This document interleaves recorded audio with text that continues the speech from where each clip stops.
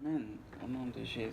Alors, vu que c'est l'été, dès la semaine prochaine, on va être aux résidences.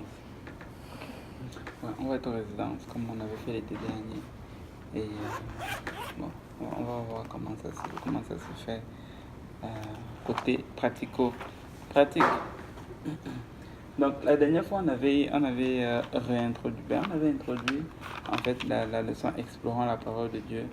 Et on avait essayé en fait de s'attarder, de voir pour quelles raisons est-ce qu'on on étudie la Bible, pour quelles raisons est-ce qu'on étudie la parole de Dieu. Et nous voulons étudier la parole de Dieu. Il y a vraiment rien de tel que d'étudier la parole de Dieu.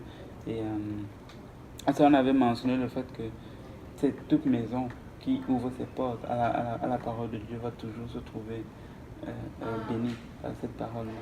Ce n'est pas à cause de la personne qui enseigne, c'est juste à cause de la parole de Dieu. Et il dit quelque part que là où est la parole du roi, là est la puissance. Et la Bible dit au commencement était la parole était avec Dieu et la parole était Dieu. On peut considérer la Bible comme étant une parole qui sort de la bouche de Dieu, comme étant non seulement la parole de Dieu, mais aussi comme étant lui-même. Et il est idéal à sa parole. Et donc, toute personne qui ouvre vraiment sa porte pour l'étude de la parole de Dieu va toujours se trouver bénie par celle-ci.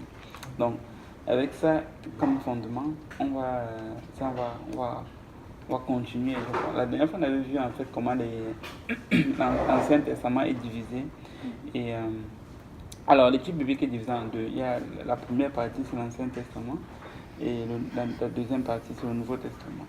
Alors, il y a 12 leçons au total et je pense que les 6 premières leçons sont consacrées à l'Ancien et la 7e leçon et la 12e leçon sont consacrées au Nouveau Testament. Donc, l'Ancien Testament est divisé comme ça. Tu as la période de l'innocence, la période de la conscience, le temps des patriarches, le temps de la loi des prophètes. Et pendant le temps de l'innocence, la Bible nous dit que Adam et Ève étaient tous deux nus dans le jardin, ils n'en avaient point honte. Et ça, c'est ça qui marque leur innocence. Et ils n'avaient pas, ils n'étaient pas conscients. C'est comme un bébé aujourd'hui qui est innocent, il peut se promener dehors sans vêtements et ça ne va pas le déranger. Mais la Bible nous dit qu'ils ont mangé le fruit de l'arbre défendu, le fruit de l'arbre de la connaissance du bien et du mal. Leurs yeux se sont ouverts et ils ont su qu'ils étaient nus. Et là, c'est à partir de ce moment-là qu'a commencé la période de la conscience. À partir de ce moment-là, ils étaient conscients. Et on a détaillé un peu ça la dernière fois. Et la période de la conscience va de là jusqu'à Abraham. Parce qu'avec Abraham, Dieu vient commencer toute une autre ère. Alors, Abraham, c'est l'un des patriarches du peuple d'Israël. Et patriarche, c'est juste comme pour dire un ancien de ce peuple avec qui Dieu a fait son alliance. Pardon, avec qui Dieu a fait son alliance. Et donc, ça, c'est une autre période de temps qui va le fait qu'ils ont la chute de l'homme jusqu'à Abraham. Et après, Abraham est venu avec une autre période de temps qu'on appelle le temps des patriarches, justement. Ça va de lui jusqu'à Moïse. Ok, et là, la Bible nous parle d'Abraham, nous parle d'Isaac, de Jacob, Joseph et tout ça. Ce sont les anciens qui ont régné sur Israël. Et après, Moïse, lui, il est venu avec le temps de la loi. Dans le livre d'Exode, chapitre 25, on voit comment Dieu lui demande de construire le tabernacle. Ça, c'est la promesse frais dans ta tête. Mais c'est à Moïse que Dieu a donné la loi sur les 10 tables, au Mont Sinaï. Ça, vous connaissez certainement l'histoire. Et donc ça, c'est le temps de la loi et des prophètes. C'est aussi pendant ce temps-là qu'il y a eu des prophètes que Dieu a élevés pour diriger le peuple dans la bonne direction. Amen. Donc il y a des gens que Dieu a élevés pour diriger le peuple dans la bonne direction. Quand ils allaient dans la mauvaise direction, le prophète allait se lever, il allait dire ainsi par l'Éternel. Et quand il faisait bien, le prophète allait aussi leur dire que Dieu est content de ce qu'ils font. Mais j'ai l'impression que c'était plus souvent un avertissement qu'autre chose. Très souvent quand le prophète parlait, les gens avaient peur. En réalité, quand il entrait dans une ville, les gens fuyaient. Il a demandé, mais qu'est-ce qui t'amène ici? Ok, parce qu'il savait que quand le prophète arrive, c'est parce qu'il y a de fortes chances que Dieu n'est pas content. Ok. Et vous voyez, pour moi, là, je vais en venir, c'est qu'aujourd'hui, en 2018, c'est totalement l'inverse. Aujourd'hui, waouh, le prophète vient à Montréal, il faut que tu ailles. Avant, c'était le contraire. Si le prophète arrivait à Montréal, ils ont fui à Toronto. Aujourd'hui, c'est totalement le contraire. Et ça inquiète. Tu te demandes, est-ce qu'on a toujours la bonne perspective du ministère prophétique? Mais, quoi qu'on dise, un prophète, c'est quelqu'un qui parle de la part de Dieu. Donc, il y a eu ce temps-là de la loi et des prophètes. Donc, c'est comme ça qu'était divisé l'Ancien Testament. Alors, voilà un titre récapitulatif. Donc, aujourd'hui, on va continuer, en fait. Je peux tourner. Et on va voir un peu plus en détail comment sont divisés les livres de l'Ancien Testament avant de commencer à lire réellement. Et alors, parce que comment l'Ancien Testament est divisé, vous l'avez devant vos yeux. Les 5 premiers livres sont 5 livres de la loi. Et ces livres-là ont été écrits par qui? C'est Moïse. Moïse qui a écrit les 5 premiers livres qu'on appelle les Pentateuques. Et ce sont les livres de la loi. Alors, c'est là que tu vas voir, tu ne tueras point, tu ne voleras point. Alors, le principe reste toujours en ce qui concerne les lois morales, même lorsque tu continues. Et je profite peut-être pour faire une petite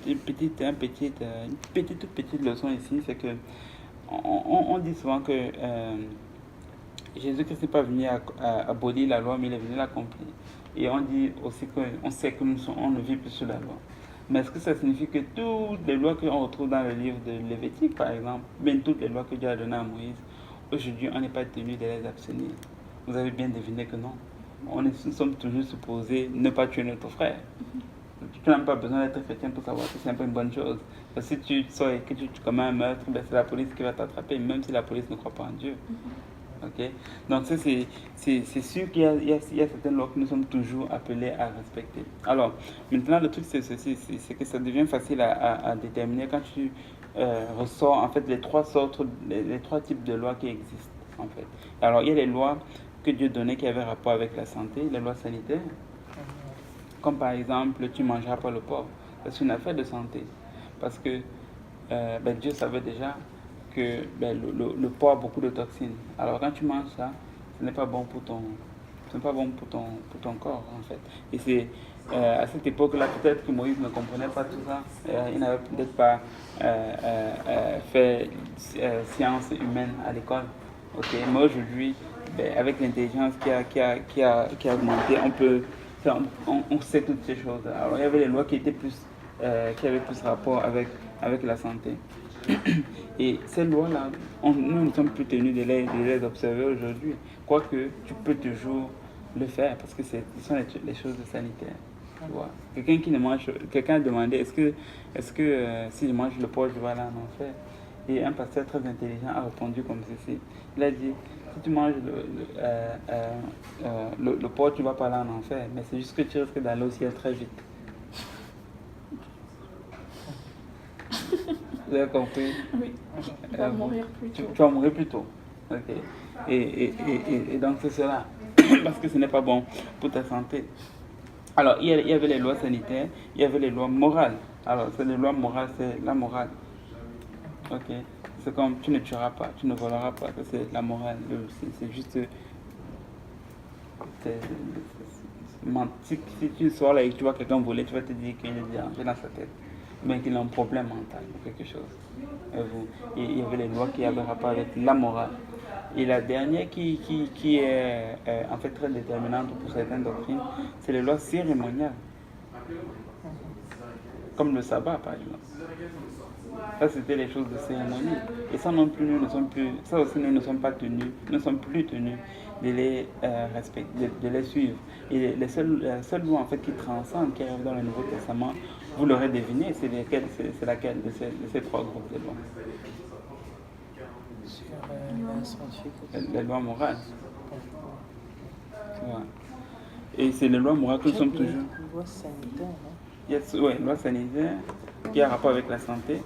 les lois morales qui ont rapport avec la morale et les lois cérémoniales, comme les cérémonies qu'ils faisaient, comme par exemple quand ils ont été délivrés d'Égypte, Dieu a institué une cérémonie qu'ils devaient suivre. Je ne sais plus si c'était la Pâque, pour se commémorer le fait que Dieu les avait délivrés de la main des Égyptiens. Et il y avait des choses comme le sabbat et ainsi de suite. Et c'est pour ça que quand tu arrives dans le livre dans le Nouveau Testament, je ne sais plus si c'est en Galate, et Paul dit que personne ne vous juge au sujet du manger et du boire, ou de la doctrine des sabbats, quelque chose comme ça. Tu vois? Là, il parle du manger et du boire. Là, peut-être qu'il est en train de faire référence aux lois sanitaires. Après, il parle du sabbat aussi. Il dit que personne ne vous juge au sujet du sabbat aussi. Parce que ça, c'est une loi cérémoniale. Alors, ça ne veut pas dire qu'on n'est pas supposé se reposer. C'est vrai que Dieu a créé la terre en 6 jours et il se reposait le 7e. Et il veut que l'homme aussi ait un temps de repos parce que le repos, c'est quelque chose de saint. C'est quelque chose de biblique. Okay? Souvent, nous, à posséder qu'on a tendance à croire. Là, je commence à me perdre. On a souvent tendance à croire que on ne peut pas se reposer, que dormir c'est un péché. Dormir ce n'est pas un péché. Se reposer ce n'est pas un péché. Alors dormir pendant l'église, ça c'est un péché. Dormir pendant qu'il y a le dimanche, c'est un péché. Je sais pourquoi je mentionne ça, parce que sinon je vais me faire avoir. Ah, tu avais dit que dormir ce n'est pas un péché. Donc ce dimanche, je reste chez moi dormir. Non. Ce que je veux dire, c'est qu'il y a la place pour le repos. En fait, nous devons nous reposer. Arrêtez. On a juste à penser un peu. Si tu ne te reposes pas, tu es en train de faire du tort à ton corps. Et on sait que fumer, par exemple, ce n'est pas bien. Pourquoi? Parce que lorsque tu fumes, tu fais du tort aussi à ton corps. Et Dieu dit dans la parole que vous êtes le temple du Saint-Esprit, de ne pas souiller le temple du Saint-Esprit. Alors ça veut dire que si tu fumes, si tu ne fumes pas, parce que tu sais qu'en fumant, ça va faire du tort à ton corps, alors si tu ne te reposes pas, tu es aussi coupable que quelqu'un qui fume. Parce que tu fais aussi du tort à ton corps. Oui, c'est aussi grave que cela est. Voyez-vous? Et c'est juste pour dire que nous devons prendre soin de notre corps. Parce que après, nous sommes appelés aussi à adorer Dieu avec tout notre corps. Lisons-le un peu. Je ne sais pas pourquoi ça m'amène dans ces choses-là, mais on va lire Psaume 84. Quelque chose que j'ai vu récemment et ça m'a quand même assez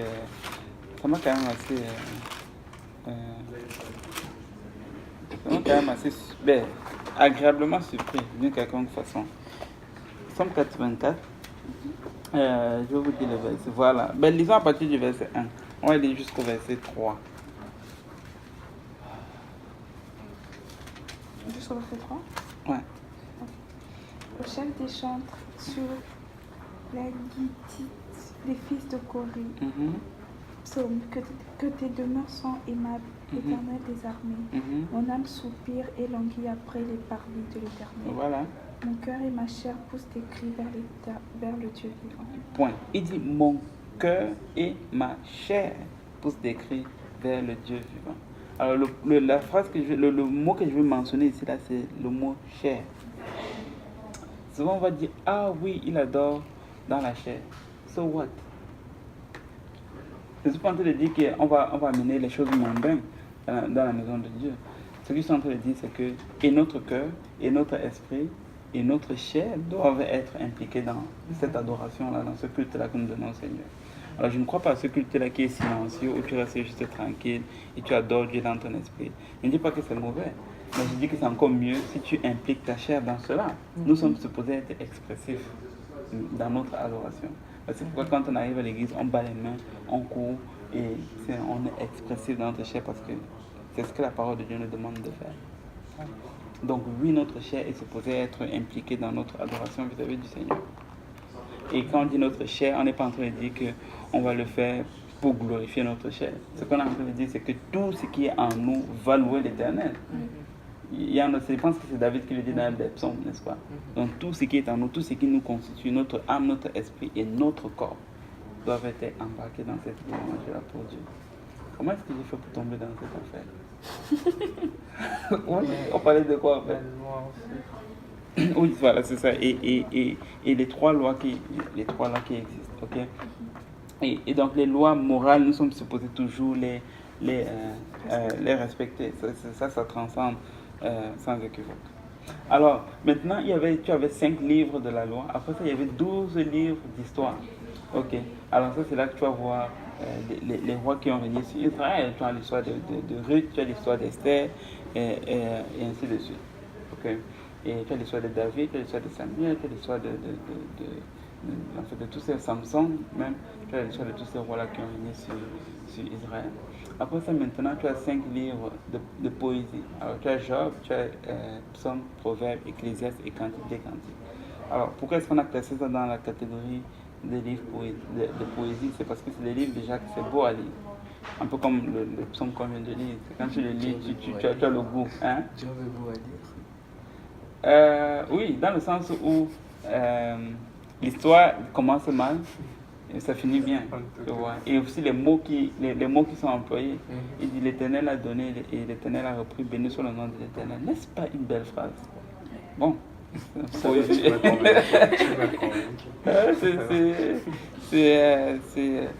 ça peut partir. Moi, je placerais bien ça dans le livre de poésie.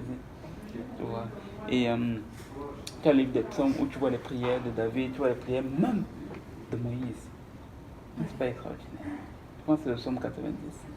Juste extraordinaire. Et tu as les proverbes où Samson aussi a écrit, où Salomon aussi a écrit, Ecclésiaste aussi qu'il a écrit, Cantique des Cantiques qu'il a écrit également, tu vois. Et ça c'est des livres de poésie où tu vois en fait, ce sont les bons livres pour lire en fait, pour bâtir aussi son vocabulaire de prière, je peux dire ça comme ça.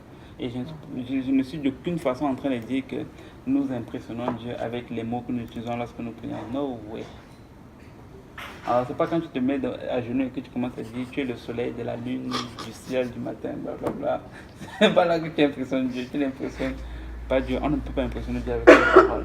Mais nous-mêmes, on aime ça, c'est pouvoir dire, c'est des belles paroles à Dieu. Ça aussi, sa place. Et tu n'aimes pas ça être tout le temps à genoux et ne pas savoir quoi dire. Oui, on a le prière en langue, mais tu aimes savoir, et même mis à part ça, tu vois comment est-ce que David s'est parlé à Dieu lorsqu'il faisait face à l'ennemi. Comment est-ce qu'il a abordé la prière, comment est-ce que c'est les étapes en fait par lesquelles il passait avant de toucher le trône de Dieu. C'est juste extraordinaire. Avez-vous déjà remarqué en fait, la plupart des psaumes, j'ai remarqué, ont un certain pattern. Vous avez probablement me rejoindre dans cela. C'est que le psalmiste va commencer à dire: oh Dieu, nous sommes dans la détresse, on traverse telle et telle situation, tu nous as abandonnés, blablabla. Tu as l'impression qu'il est en train de se plaindre. Peut-être qu'en effet, il se plaint. Mais la plupart des psalmistes finissent toujours en disant: béni soit le nom de l'Éternel. Avez-vous remarqué cela? Il va peut-être se plaindre dans les 50 versets de son livre, mais à la fin, il ne va pas manquer de merde. Il ne va pas manquer de bénir le nom de l'Éternel de quelconque façon. Donc il a fait le nom de l'Éternel de quelconque façon. Moi, quand j'ai remarqué ça, quand j'ai lu ça, j'étais comme, c'est juste extraordinaire. C'est que oui, nous pouvons aller devant Dieu avec nos doléances. Ok, ça a sa place. Et ce n'est pas devant nos frères.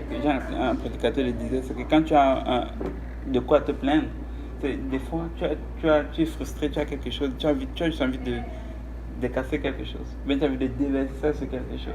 Et souvent on pense qu'on doit mourir avec ce sentiment-là. Non. Soit on pense qu'on doit mourir avec ce sentiment-là, soit on pense qu'on doit aller le déverser sur notre frère ou bien sur notre soeur. Alors tu sais très bien que ce n'est pas une bonne chose d'aller déverser ta colère sur ton frère. Ce n'est pas une bonne chose d'aller déverser ta colère sur ta soeur. Mais tu peux aller déverser ce qu'il y a dans ton cœur vis-à-vis du Seigneur. C'est ce que les psalmistes n'arrêtent pas de faire. Ce n'est pas qu'on va commencer à être incrédule ou bien on va commencer à sortir n'importe quel mot devant le Seigneur. Mais Dieu est intéressé à savoir ce qui est à l'intérieur de nous.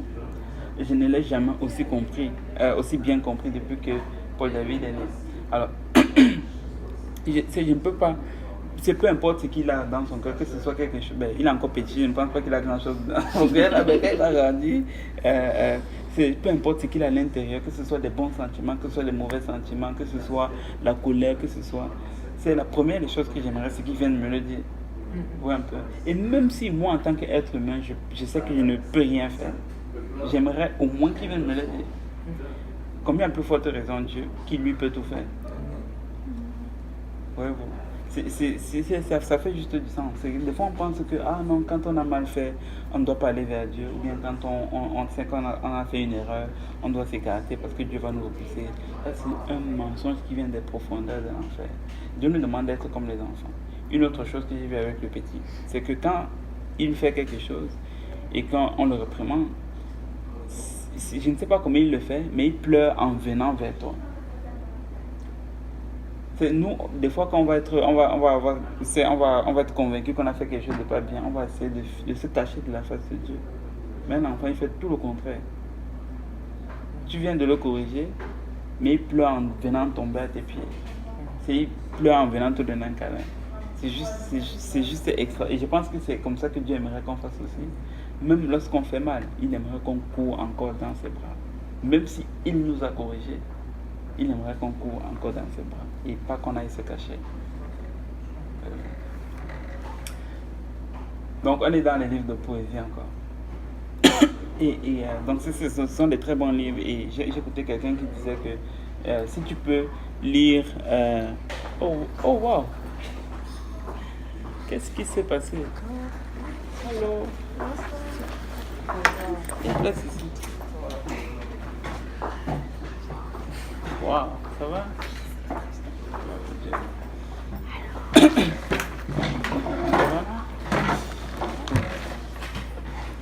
Alors, nous voulons essayer de retourner dans les voies de Dieu, même lorsque nous n'avons pas bien fait. Amen. Et c'est ça, je disais qu'il y a quelqu'un qui a dit, si tu peux prendre le livre de Proverbes, avez-vous remarqué combien de chapitres il y a dans le livre de Proverbes? C'est quoi, c'est 30? Quoi? Vous êtes proche. Combien de livres y a-t-il dans le livre? Combien de chapitres y a-t-il dans le livre? 32. 31. Ah oui.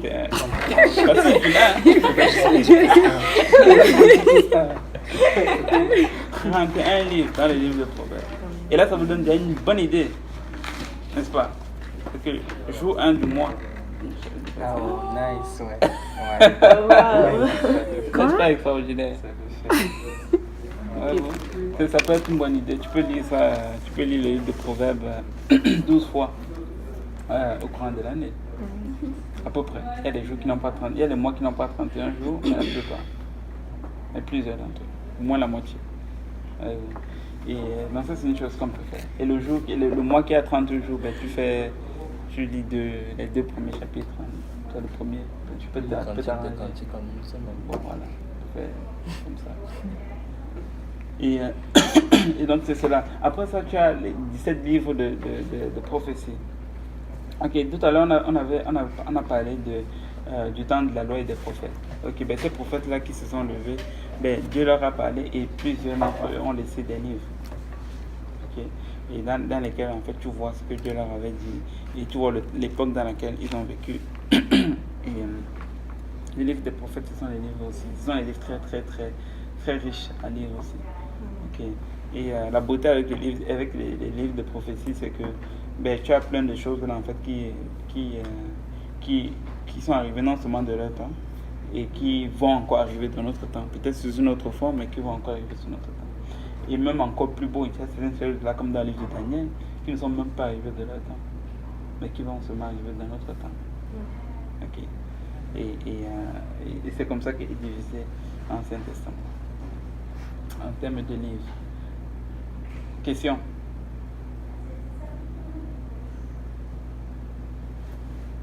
Bon, pour ceux qui ont une bonne mémoire, là, ok, pour ceux qui ont une bonne mémoire, pas, contrairement à moi, c'est 32 auteurs qui ont écrit ces écrits là, 32 auteurs qui ont écrit tous les livres de l'Ancien Testament, 32 auteurs au total. Donc, si je compte Moïse, David et les autres, là, ça fait 32 auteurs. Et ça fait 3600 ans de l'histoire de l'homme. Alors ça signifie quoi? Ça signifie que si tu vas d'Adam jusqu'à Moïse, ok, jusqu'à la génération de Moïse, c'est 3600 ans d'histoire. Et c'est 1500 ans que ça a pris pour avoir tous ces livres-là ensemble. Oui, c'est même pas 3 jours. 1500 ans, ça fait 1500 ans à qui?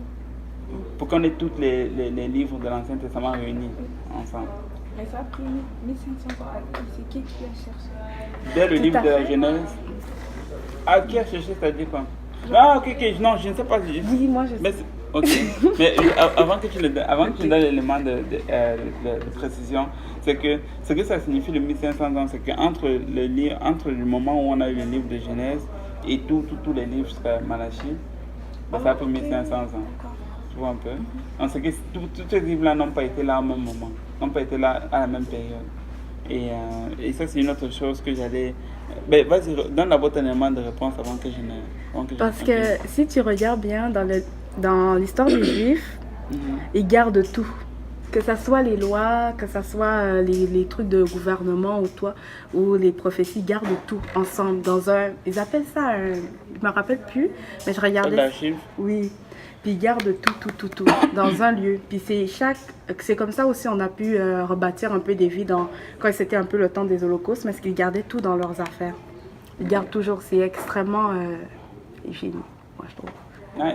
Donc ça expliquerait en quelque sorte pourquoi ça fait autant d'années s'ils gardent vraiment tout, donc ils devaient vraiment chercher. Ouais, faire des recherches. C'est sûr que même, ça c'est pas juste l'Ancien Testament, le Nouveau Testament c'est pareil aussi.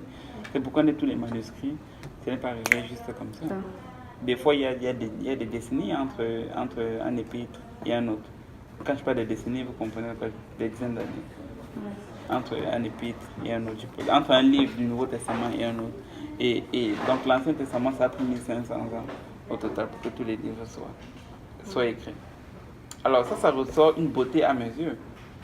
C'est celle-ci. C'est que si ça a pris 1500 ans pour avoir tous les manuscrits ensemble, de un. De deux, c'est un livre, pour ceux qui disent livre d'histoire, on va leur accorder ça juste pour le besoin de la leçon ici. Mettons que c'est un livre d'histoire.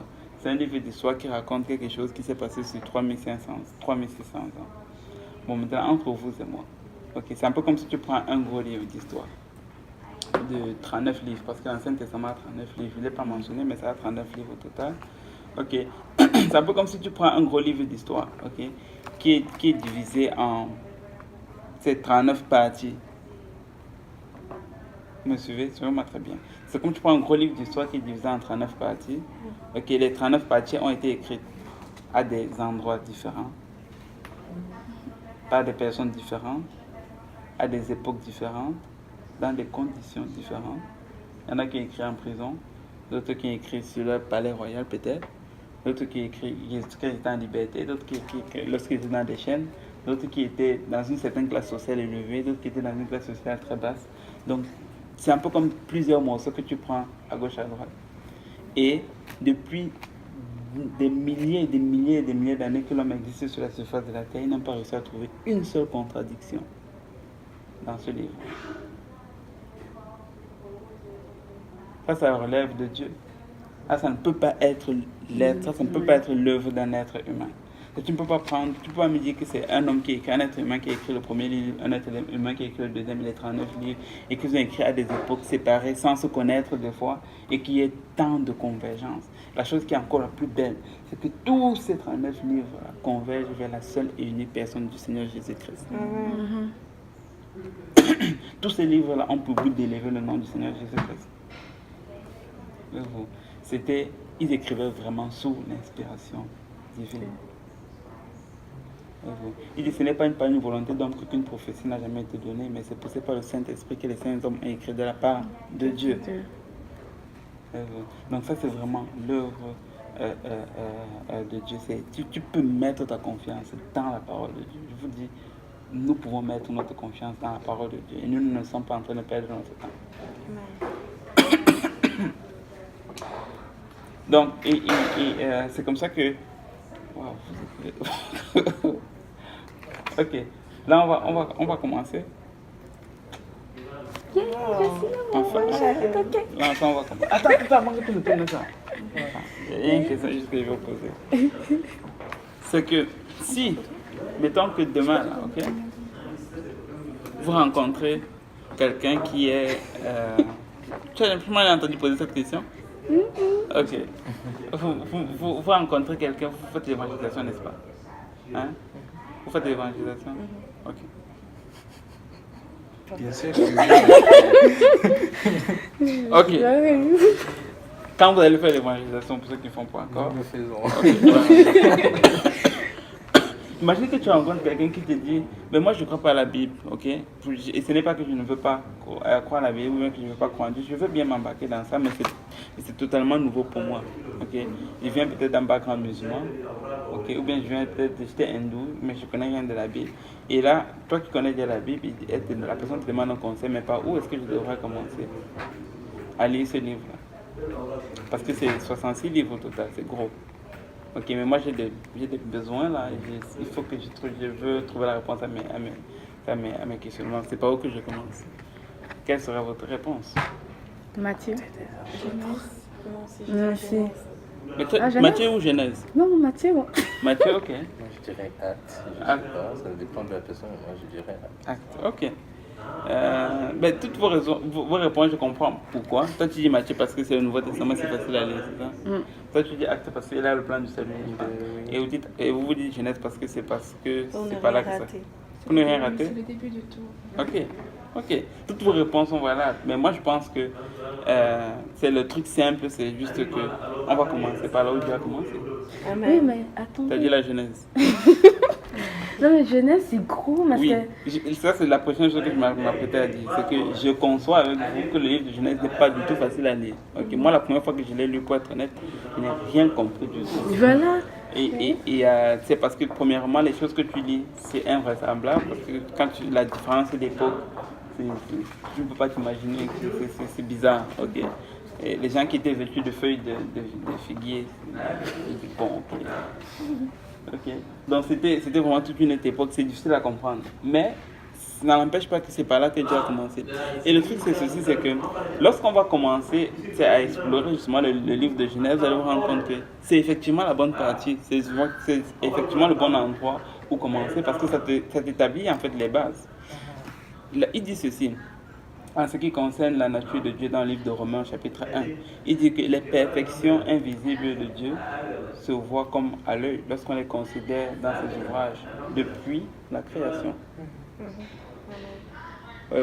Donc c'est que quand tu commences par le commencement, ça te donne un meilleur aperçu même de la nature de Dieu. Et on n'aura pas besoin de lire 2 chapitres. Quand on va arriver à 1 Genèse 1, 27, ça va dire boum, devant nos yeux. Okay. Donc c'est vraiment le meilleur endroit où commencer sur le livre de Genèse. Okay. Il faut prendre son mal en patience. Alors, lire le livre de Genèse ne veut pas dire que tu ne peux pas lire le livre de Matthieu en même temps.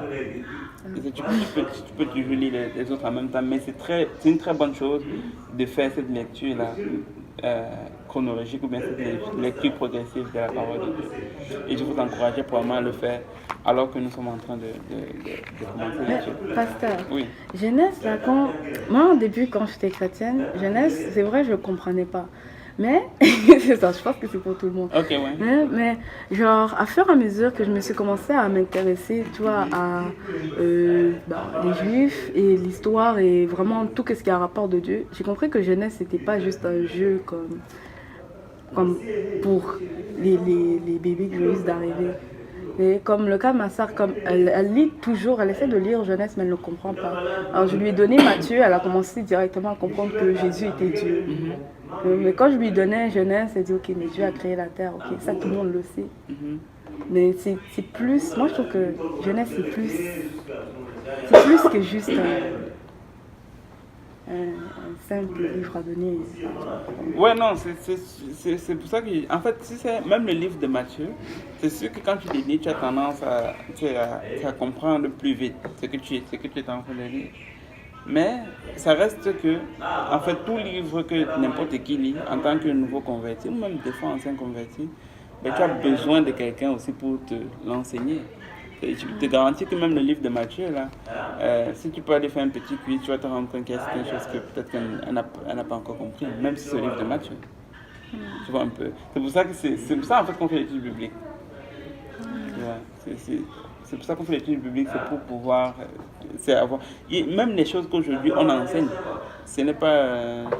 Il y a certaines choses que oui, le Seigneur nous a révélées, mais je ne pense pas que ce que j'enseigne aujourd'hui, je ne pense pas que 10% de ce que j'enseigne, c'est ce que Dieu m'a révélé. Non, c'est ce que j'ai entendu de quelqu'un aussi. La plupart, peut-être même 95% de ce que j'enseigne, c'est ce qui m'a aussi été enseigné. Tu vois, et donc c'est cela, c'est que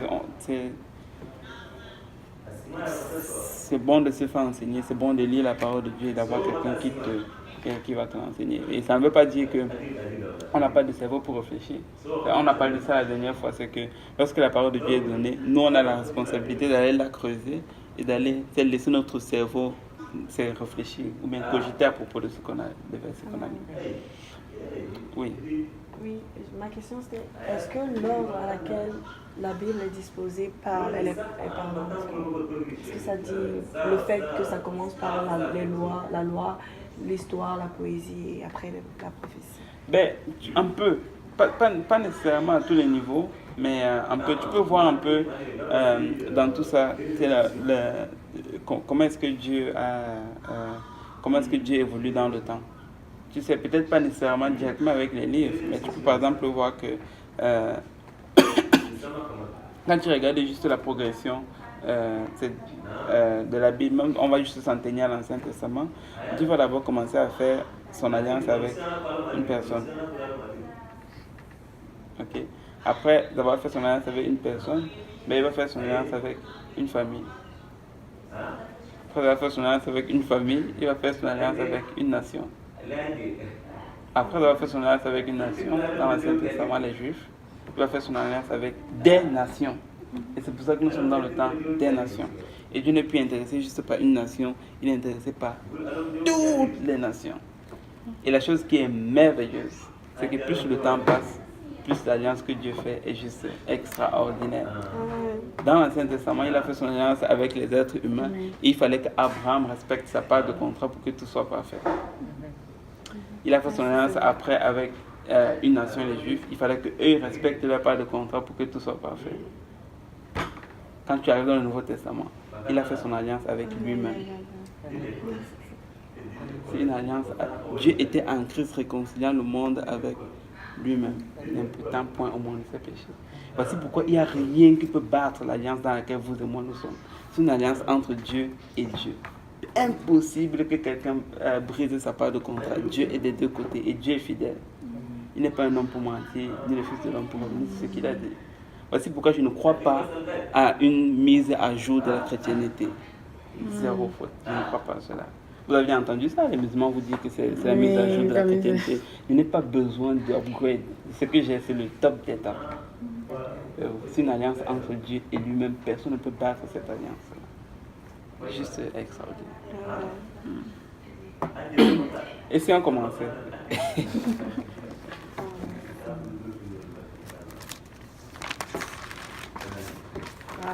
Au commencement, Dieu créa le ciel et la Amen. On va commencer dans Genèse 1, ok? Chapitre 1, à partir du verset 1.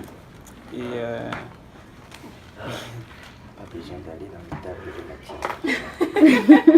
Non, pas besoin d'aller à la table de Mathia, on va prier pour toi.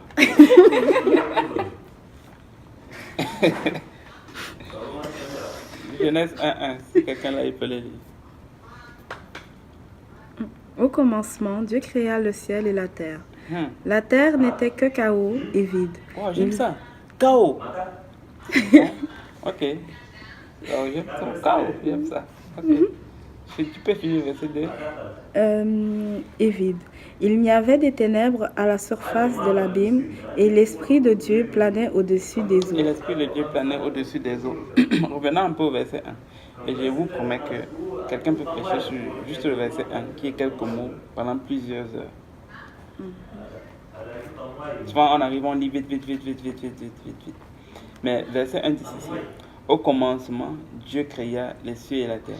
Alors, moi, je suis de ceux qui croient qu'il n'y a pas de hasard dans la Bible. Et quand je parle de ça, je dis même dans la forme, dans la syntaxe qui est utilisée dans la Bible, je pense qu'il y a un message, je peux tirer un message dans cela.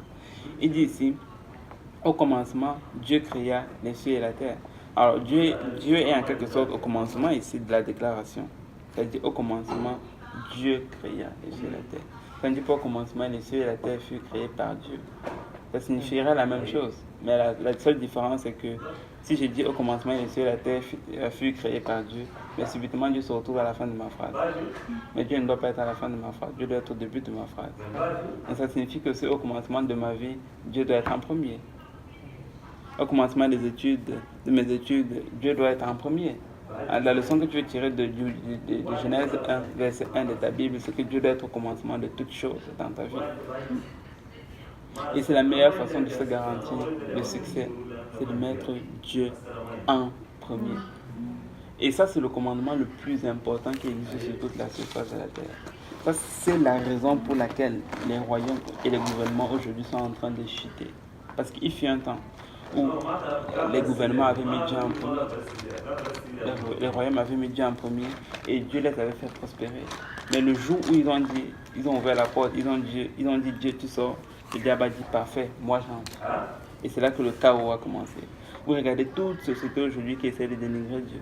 Ça va être le chaos et le chaos total.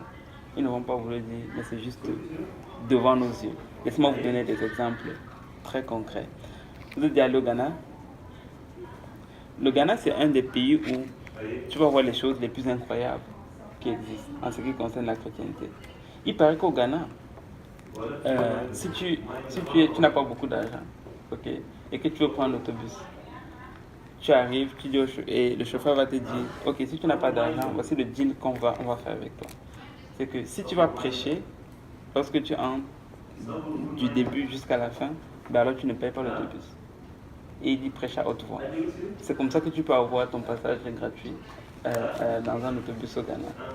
Les Ghanéens ne blaguent pas avec en ce qui concerne leur relation avec Dieu. Le vendredi, c'est une réunion de prière nationale. Tout le pays est arrêté, toutes les activités sont arrêtées. C'est une veillée de prière pour tout le monde. Ça fait partie du programme au Ghana. Au Ghana, quand tu sors dans les rues le dimanche, il n'y a personne. Parce que tout le monde est à l'église. Ok. Mais ce même Ghana, là, c'est le pays le plus développé en Afrique. Et c'est le pays qui a le taux de croissance le plus fort dans tout le monde entier, jusqu'aujourd'hui, même plus que les États-Unis. Le Ghana. Et c'est à cause qu'ils ont simplement mis Dieu en premier. Ça ne ment juste pas. Vous êtes venu poser la question, la question à savoir pourquoi est-ce que les États-Unis est connu aujourd'hui comme étant la plus grande puissance mondiale. Ben, c'est parce qu'ils supportent Israël. Parce que les États-Unis, c'est un pays chrétien à la base. Et ils n'ont pas niaisé avec ça pour bien longtemps. C'est ces derniers temps, c'est qu'ils ont commencé, pas avec Trump, mais ces derniers temps, c'est qu'ils ont commencé à s'éloigner un peu. Et tu vois ce qui commence à leur arriver aussi. C'est juste pour dire que toute société qui va toujours mettre Dieu en premier, Dieu va toujours bénir cette société-là. Toujours. J'ai pu pousser cela plus loin, mais j'ai risque de sortir de mon étude. Mais on va s'en tenir juste à cela. C'est que nous voulons mettre Dieu en premier dans tout ce que nous faisons. Alors, ça c'est un autre petit détour, mais qui vaut la peine. C'est qu'il y a 3 ordres de priorité que tout chrétien veut avoir, s'il veut avoir de la réussite. Okay. C'est tout à propos de la réussite aujourd'hui, c'est incroyable. Okay. La première des choses, c'est que Dieu doit être en premier. Devinez ce qui vient en deuxième. Dans la vie de tout être humain.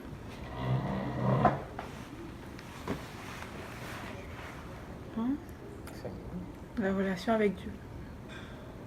Parce que tu arrives en retard que tu dis ça.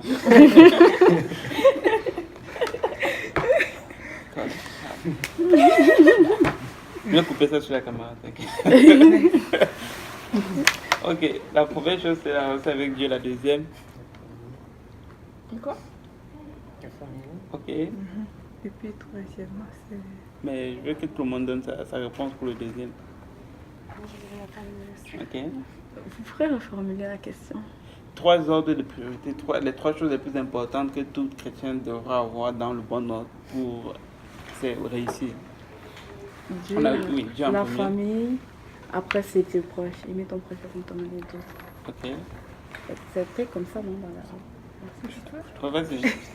D'abord, c'est la relation avec Dieu, Vas-y. ensuite la famille, ensuite l'église. Exactement. Toi, tu as fait l'étude 350 fois, donc c'est normal. Alors, dans la première des choses, vous l'avez tous eu. En fait, vous l'avez tous eu. C'est la relation avec Dieu. La deuxième des choses, c'est la famille. Waouh, vous êtes champ. Comment vous avez su que c'est la famille, en fait, en deuxième? Moi, j'avais raté cette question royalement. Oui. Parce que lorsque Dieu a tout créé, la première institution, ça a été le mariage en quelque sorte, qui fonde la famille. Je dirais que c'est ça. C'est exactement ça. C'est exactement ça parce que c'est la première institution de Dieu. C'était la famille. Et après Dieu vient ta famille. Et après ta famille, comme la sœur Estelle a dit, vient l'église. Et après ça, tu peux mettre le soccer, tu peux mettre tout ce que tu veux. Mais je te conseille de mettre les études avant de mettre le soccer. Ok. Donc, mais ça, c'est les trois choses que tu mets en ordre de priorité. Et pour très longtemps, j'ai pensé que je devais mettre l'église avant la famille. Mais c'est une erreur.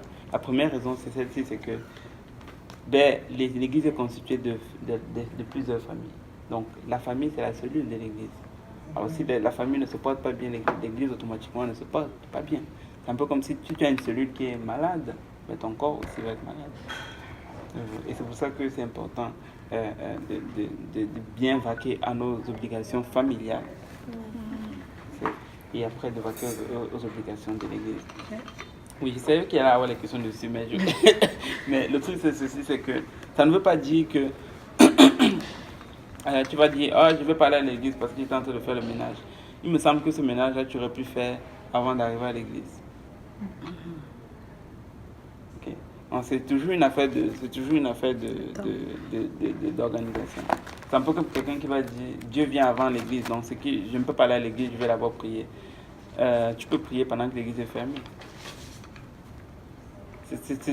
Donc, il ne faut pas mélanger. Ce qu'il ne faut pas mélanger ces choses-là avec un manque d'organisation. Il y a certaines choses, des fois, ce n'est pas que tu veux mettre les choses en priorité, c'est juste parce que c'est en fait du rattrapage que tu es en train de faire parce que tu as déjà manqué à certaines choses avant.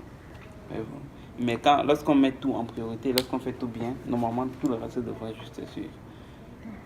Oui, ta question. Non, tout à fait, vous avez raison, parce que même dans les lois, les 10 commandements, c'est la même ordre. Dieu, la famille, après c'est ça. Mais le passé disait quelque chose la dernière fois qui est extrêmement vrai, que je n'avais même pas réalisé moi-même. C'est que la famille, oui, vient avant l'église. Mais le truc, c'est que l'église est éternelle. Quand tu arrives au ciel, tu vas plus dire, il n'y aura plus réellement maman ni papa, si ce n'est Dieu lui-même. Ok, il n'y aura plus frères de sang et autres. On sera tous, en fait, en réalité une seule famille, si vous voulez, mais il n'y aura plus vraiment ce lien de sang terrestre que nous avons ici. Mais Dieu revient chercher son église. Alors l'église transcende. Voici pourquoi l'église est très importante. En fait, je crois ceci, je vais le dire aussi cru que ça ne paraît, c'est que je ne crois pas que quelqu'un peut être sauvé sans son église.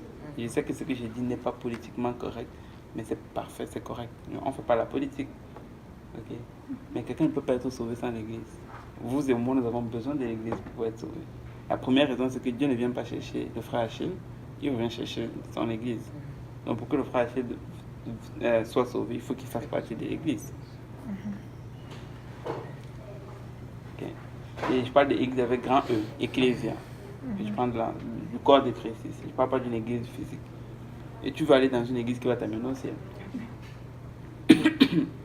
Question? Ok. Oui. Ben justement, quand on va aller au ciel, on aura plus de maman et papa. Ben, moi, je tu auras papa, là, mais... non, mais comme, genre, comment on va nommer nos parents? On peut pas dire, salut, salut le prénom de ton père. Mais c'est parce que dans ta tête, déjà, tu penses que tu vas avoir un papy qui va être plus vieux que toi et autres, et ainsi de suite. Mais ça va pas être comme ça. Mais on n'aura pas le même âge. Ben, si la personne est moins vieux, ben, la personne sera vieux. Non. Okay. Pas nécessairement. On va naître avec on va être là avec des corps glorifiés. Okay. Donc il ne faut pas du tout essayer de transposer tout ce qui est ici là-bas. Il n'y a pas grand-chose que tu peux transposer. Mais par exemple, le nom de votre mère, vous pouvez dire le prénom de votre fille? Je ne sais même pas là-bas si tu vas la reconnaître. Mais je ne sais pas. Est-ce qu'il y a un passage? Je dis que ça se peut que non. Tu dis oui parce que tu veux absolument les reconnaître bien, parce qu'il y a un passage biblique qui dit qu'on va se reconnaître. Parce que j'ai entendu dire qu'on va reconnaître tout le monde, vu que c'est l'âme, notre âme. Okay. L'âme, c'est ton cerveau, c'est tout ce que tu as appris pendant toute ta vie. Ça se peut, mais moi je n'ai pas de base biblique jusqu'à date pour... Oui. C'est vrai que ça c'est dans le cadre du sein d'Abraham. Est-ce que monsieur est riche là, qui a pu reconnaître le... C'est effectivement dans le temps d'Abraham, c'est pas du tout pareil. D'accord. Il n'avait rien de ce qui ressemble à ce qu'on va avoir lorsqu'on va évoquer. Il n'avait pas de corps glorifié, il était dans un endroit terrestre. Rien de mais il reconnaissait quand même mais que... ça n'a rien du tout à voir avec la Nouvelle Jérusalem. Ce n'est même pas... C'est comme... C'est juste deux trucs diamétralement opposés. Il dit qu'il va faire une nouvelle terre de nouveaux cieux. Donc même là, ils sont là. Dieu va tout raser ça. Il va avoir une nouvelle terre de nouveaux cieux. Donc c'est même pas... Non. Attends, maintenant ça me pose la question. On a la terre, on a le séjour des morts, le sein d'Abraham a été détruit depuis Matthieu, non? En fait, ce qu'il y avait, c'est qu'il y avait le séjour des morts, et le séjour des morts était divisé en deux. Tu avais l'enfer, où les gens brûlaient, et tu avais le sein d'Abraham, où les gens partaient à temps. Non. Et tout c'était dans le séjour des morts. Séjour, on dit que c'est un tremplin. Ok, mais quand dans le livre de Moïse, il disait il partait vivant dans le séjour des morts, il partait dans quel... Il brûlait d'aller directement en enfer. Ok. Oui. Non, ça veut dire que présentement, les gens vont dans le séjour des morts. Oui. Ça? Dans le sein d'Abraham? Non, il n'y a plus le sein d'Abraham. Depuis que Jésus est ressuscité, il n'y a plus le sein d'Abraham. Maintenant, ceux qui sont morts montent directement dans les airs. Mais je sais plus c'est quel passage du Nouveau Testament qui en parle. Mais il n'y a plus le sein d'Abraham jusqu'à aujourd'hui. Mais si, moi, Parce que la Bible dit qu'il allait prêcher aux captifs, il allait les délivrer. Il allait les délivrer du sein d'Abraham. Mais c'est où qu'ils s'en vont? Ça, c'est une bonne question comme pour tout le temps, mais je n'ai pas la réponse. Je ne sais même pas quelle réponse dans la Bible. Dans ma tête, je me dis, s'ils vont déjà au paradis, ça veut dire qu'ils ont déjà des corps glorifiés. Alors comment ils vont faire pour... Non, ils vont pas directement au paradis, ils vont dans un endroit d'attente, d'après ce que j'ai compris. Mais ils ne vont pas dans cet endroit là où on va aller avec des corps glorifiés. Ils n'ont même pas encore arrêté des corps glorifiés. Non, ils ne vont pas encore dans cette nouvelle Jérusalem. Elle n'est pas créée, la nouvelle Jérusalem. Elle n'existe pas encore. La Bible dit qu'en un clin d'œil au signal de la trompette, les morts en Christ ressusciteront les premiers et nous en un instant nous serons changés. Nous les vivants nous serons changés. Donc on va retrouver notre chair, c'est ça, mais sauf qu'elle sera glorifiée, elle sera plus... C'est ça, on va avoir un nouveau corps glorifié. Ok. Et maintenant, la Bible dit corps glorifié, maintenant tous les détails là, je ne sais plus, on n'a pas les détails de l'anatomie physique qu'on va avoir, je ne sais pas moi. C'est qu'on va arriver là qu'on va les savoir. Et si on commençait enfin. Existe une dernière question. Ok. Il disait que les saints vont diriger la nouvelle terre. Oui. Ok. Mais le problème, c'est que dans ma tête, c'est puisqu'on va louer. C'est le problème. Non, parce que dans ma tête, ok, peut-être c'est un... Non, vas-y. Mais je me dis, puisqu'on va diriger la nouvelle terre, comment on peut diriger si on est occupé à louer? On peut pas faire deux choses en même temps. Ouais. Ça, c'est une bonne question que tu poses, mais la réponse, je pense qu'elle est aussi facile. Je pense pas que ce sera... en fait, ce ne sera définitivement pas impossible de faire deux choses en même temps. Parce que si tu peux passer à travers un mur, il me semble que tu as assez de force pour faire deux choses en même temps. I will tell you something that, parce que comme j'ai dit yesterday, on doit regarder la vie maintenant avec la perspective éternelle. Le truc, c'est que si tu veux vraiment regarder ça avec un regard terrestre, bien sûr que tu vas mettre beaucoup de limites là-dedans. Mais c'est sûr. Ça, c'est de un. Et puis de l'autre chose aussi, c'est que, tu sais, oui, là, on va adorer Dieu continuellement, ok. Mais, aujourd'hui, par exemple, c'est comme il dit, on pense qu'on adore seulement Dieu lorsqu'on est à l'église le dimanche à 10h30, lorsque la louange commence. Et on pense que c'est juste le moment qu'on adore Dieu. Mais non, tu peux adorer Dieu lorsque tu es chez toi, tu peux adorer Dieu dans l'autobus, tu peux adorer Dieu lorsque tu es en train de passer même ton examen, oui, à tout moment. Tu vois. Et en plus de ça, on aura un corps glorifié. Donc il n'y aura juste rien qui sera impossible. Et donc c'est cela. On peut enfin commencer. Wow, vous avez vu, je vous avais dit ça, c'est juste Genèse 1:1. Bon, allons voir le verset 2, on va voir si c'est mieux. Verset 2. La terre était informe et vide. Il y avait des ténèbres à la surface de l'abîme et l'Esprit de Dieu se mouvait au-dessus des eaux. La Bible dit que la terre était informe et vide. Il y avait des ténèbres à la surface de l'abîme et l'Esprit de Dieu se mouvait au-dessus des eaux. Verset 3. Dieu dit que la lumière soit et la lumière fut. Dieu vit que la lumière était bonne et Dieu sépara la lumière d'avec les ténèbres. Dieu appela la lumière jour et il appela les ténèbres nuit. Ainsi il y eut un soir et il y eut un matin. Ce fut le premier jour. Amen. Ce fut le premier jour. Donc, quand tu lis tout ce passage-là, la Bible dit qu'au début, la terre était informe et vide. Et il y avait les ténèbres à la surface de l'abîme. Ok? Alors, il y a un schéma que j'ai l'habitude de faire. Là. Vous vous souvenez de ce schéma-là? Non? Ok. Quelqu'un a juste une feuille? Oui, un stylo. Je vais juste faire un petit schéma. Pendant que vous sortez la feuille, merci. Super. Ok. Merci. Alors, la Bible dit que la terre était informe et vide, ok? Et il y avait l'Esprit de Dieu se mouvait au-dessus des eaux. Et le verset souvent nous dit, et Dieu dit que la lumière soit. Et la lumière fut. Donc là, tranquillement, Dieu commence à se donner un sens à cette terre qui était informe et qui était vide. Sans offense. Mais avant qu'on ne serve le Seigneur, on était un peu comme cette terre-là. On était informe et on était vide. Informe dans le sens où, je dis souvent, on était là à voir, là, mais spirituellement parlant. Ok, donc on n'avait juste pas d'avenir, on n'avait juste pas on n'avait pas de réputation, on n'avait rien. Ok, et on était vide. À l'intérieur, c'était juste du vide.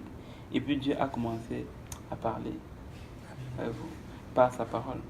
Et là, on revient encore à l'importance de la parole de Dieu. C'est juste, la parole de Dieu a le pouvoir de créer les choses. La parole de Dieu a le pouvoir d'appeler les choses à l'existence. Les choses qui ne sont pas, la parole de Dieu les génère. Je ne sais pas si vous comprenez ce que je suis en train de dire. Donc ça veut dire que peut-être que tu n'avais pas, ça c'est le cas de personnes ici, mais on a déjà entendu des témoignages. La personne a juste un seul rein. Ok, on a prié pour la personne, Dieu a parlé et la parole de Dieu a créé un autre rein dans cette personne. C'est à ce point-là que la parole de Dieu est puissante. Donc, de la même façon que la parole de Dieu a été puissante pour la terre, mais elle peut aussi être puissante pour nous. Okay? Alors que la terre était informe et vide, Dieu a parlé et les choses ont juste commencé à naître. La Bible nous dit qu'il y avait les ténèbres à la surface de l'abîme. D'où venaient ces ténèbres-là? Quelqu'un se pose la question. D'où venaient ces ténèbres? Quelqu'un a la réponse à la question? Parce que peut-être Satan lorsque Lucifer a été chassé, non? Waouh! Il y a des vétérans ici. Ben, c'est fait par rapport à vétérans.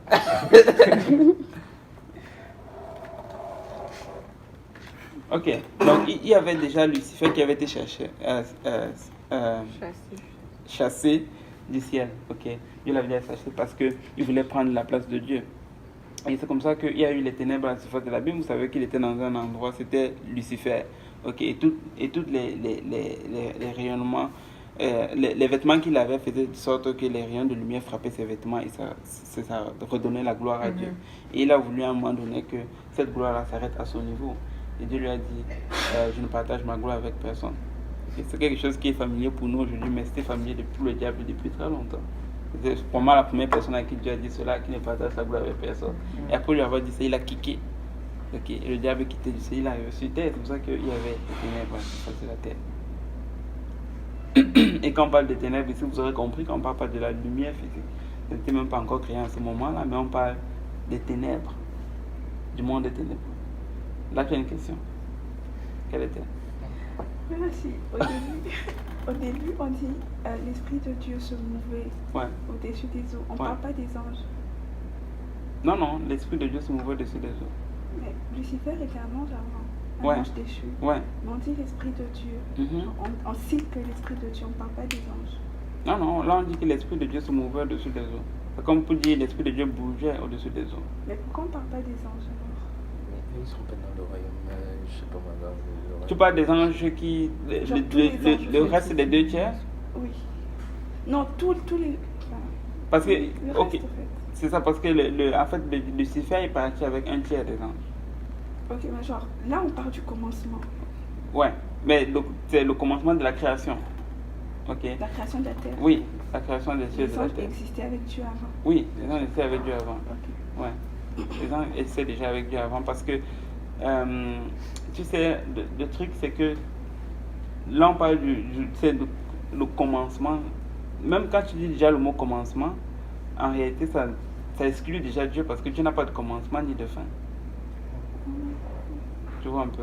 Donc, si on parle déjà de commencement, ici, là, ce n'est pas le commencement de toute chose parce que Dieu a toujours été là. Tu vois? Et là, on parle vraiment du commencement de nous. Là où Dieu a commencé à créer tout ce qui est sur la terre. Donc, il y avait les ténèbres. Oui. Justement, je me posais la question. Pourquoi il a créé dans les ténèbres? Pourquoi il l'a pas créé dans la lumière? Créer quoi? La terre. Mais on va se dire, ça aurait pu être plus... Moi, dans ma tête, je me dis, ça aurait été plus facile. Parce que d'un sens, Satan n'est pas là. Et puisqu'il est déjà dans les ténèbres, alors... Il n'y a rien qui est difficile pour Dieu. Quand tu dis que ça aurait été plus facile pour Dieu, que ce soit d'une façon ou d'une autre, ça ne rend pas la chose juste un peu plus difficile pour lui. Regarde dans le livre d'Apocalypse, je ne sais pas, c'est avec quelqu'un que je parlais de ça hier. Il dit, je ne sais plus à quelle église, c'est plus l'église de Philadelphie. Vous connaissez les 7 églises dont il parle dans le livre d'Apocalypse, le début du livre d'Apocalypse. Correct. Ok. Là où voilà, c'est Thyatire et ainsi de suite. Et il parle d'une de ces églises-là et il dit que je sais que là où tu es, ben, Satan a son trône, cet endroit où tu es. Et le truc, c'est que ça n'a pas empêché à Dieu de bâtir une église là où Satan a son trône. Parce que Dieu n'a pas peur du siège de Satan. J'ai une question. Ça te fait penser un peu à Montréal? Une question. Avant que Lucifer ne vienne sur la terre, il y avait quoi? C'était comment? Avant que Lucifer ne vienne sur la terre, Oui. il y avait Dieu. Ok. Ma question précède un peu sa question, mais le truc c'est que quand on lit les passages, là, je comprends que la terre était déjà... Oui, la terre était déjà là. Ouais. Parce qu'elle a demandé tout à l'heure que pourquoi Dieu a créé la terre au milieu des ténèbres. En soi, les ténèbres, c'est comme tu viens d'expliquer, c'est Satan qui avait déjà été rejeté. Ouais. Mais Dieu n'a pas créé la terre. Quand on parle de création de la terre, on parle des éléments qu'il y a sur la terre. Parce qu'on dit au commencement, Dieu créa les cieux et la terre, c'était déjà comme ça. First. Disons à ce moment-là, de ce que moi je comprends, Lucifer, il était encore correct avec Dieu et tout. Mais, au moment de la création de la terre? Mais oui, c'est ce que moi je comprends. Ben, parce que sinon, finalement, son affaire est dans le faille. Ok, tu peux reposer ta question un peu? Elle a demandé que pourquoi Dieu a dû créer la terre dans les ténèbres. Ouais. Et la réponse était que ce soit dans les ténèbres ou que ce soit dans la lumière, ça ne rend pas la chose plus difficile. Mais c'est ça, ce qui m'embête, c'est que moi, ce que je comprends de cette lecture, c'est que quand Dieu a créé la terre, il n'y avait pas encore les ténèbres. Ok. La question n'a mais en fait, le truc, c'est ceci, c'est que il y avait déjà les anges avant que tout ceci, avant que tout ce qu'on est en train de lire là n'arrive. Oui, ça j'avais compris. Il y avait les gens qui étaient au ciel. Okay. Et puis quand Lucifer a décidé de se rebeller, ben Dieu l'a précipité. Mais Dieu l'a précipité sur où? la terre. Bien sûr, sur la terre. Oui. Oui, mais qui était informe et vide. Qui était informe et vide, exactement. Juste la question qui dit que pourquoi j'ai... Ah ok.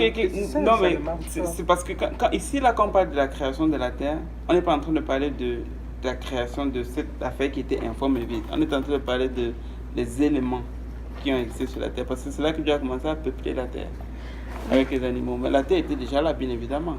Mais pourquoi créer dans un endroit où il y a déjà le mal? Et c'est ça qu'on a en train de dire. C'est que la terre était déjà là et puis Dieu a précipité Lucifer là, à cet endroit-là. Ça veut dire que lors de la création, il n'y avait pas le mal, mais le mal est venu une fois après la C'est création. ça qui me dérangeait juste alors avec la question. Parce que moi j'avais compris sa question. Parce que toi, quand tu parles de création, quand tu dis création de la terre, tu parles vraiment de la création physique de cette ça dit espace informe et vide. C'est ça que tu dis? Mais non, c'était pas qu'il y avait les ténèbres et puis Dieu est venu créer l'espace informe et vide. L'espace informe et vide était déjà là et puis Dieu a précipité Lucifer là. C'est pour ça que la Bible dit qu'il y avait les ténèbres à la surface de la Bible. Mais d'habitude, moi quand je lis Proverbe 28, il dit que quand Dieu tourne un regard, le mal se dissipe. Alors dans ma tête, je me suis dit, comme Dieu n'avait pas besoin de parler pour que genre... Il y a plein de choses que Dieu fait, ce n'est pas nécessairement qu'il a besoin. Des fois, c'est juste parce qu'il veut nous donner une leçon ou bien il veut nous enseigner certains principes. Ah, ok. Dieu peut tout faire juste comme ça. Il aurait pu créer l'homme juste en pensant. On sait que Dieu crée avec sa parole. Alors que là, il a choisi. Il aurait pu créer juste l'homme. Subitement, boum, on m'a parlé. Vous allez voir pourquoi il est fait de la terre. On va le voir tout à l'heure. Question. Oui. Pourquoi nous savons tous que la Terre, c'est pas la seule planète. Pourquoi, je sais pas, dans la Bible, les autres planètes ne sont pas mentionnées? Oui, la lumière, le soleil. Oui, mais les autres planètes comme Saturne... Et les luminaires. Ça ne les nomme pas. C'est les luminaires, c'est ça? Ça nomme pas nécessairement. La Bible en parle. Des astres et tout ça. Ok. Ça ne les nomme pas. Ok. Tout à l'heure, on va voir que ça parle de la Lune. C'est juste là. Oui, la Lune, oui, mais je pensais aux autres planètes en fait. Okay. Oui, il en parle. C'est même dans les psaumes, tu le lis. La Bible en parle, mais on va peut-être pas voir dans la Genèse le nom de Saturne, Mars et autres là. Mais ça relève toujours de la création de Dieu. Justement, pourquoi 6 galaxies? Pourquoi pas 7? Ok. Non, mais ok. Je sais pas. Bon, je pensais que le verset 2 allait être mieux que le verset 1. Je me demande comment aujourd'hui. Ok. Dieu dit que la lumière soit sur le verset 3. Que la lumière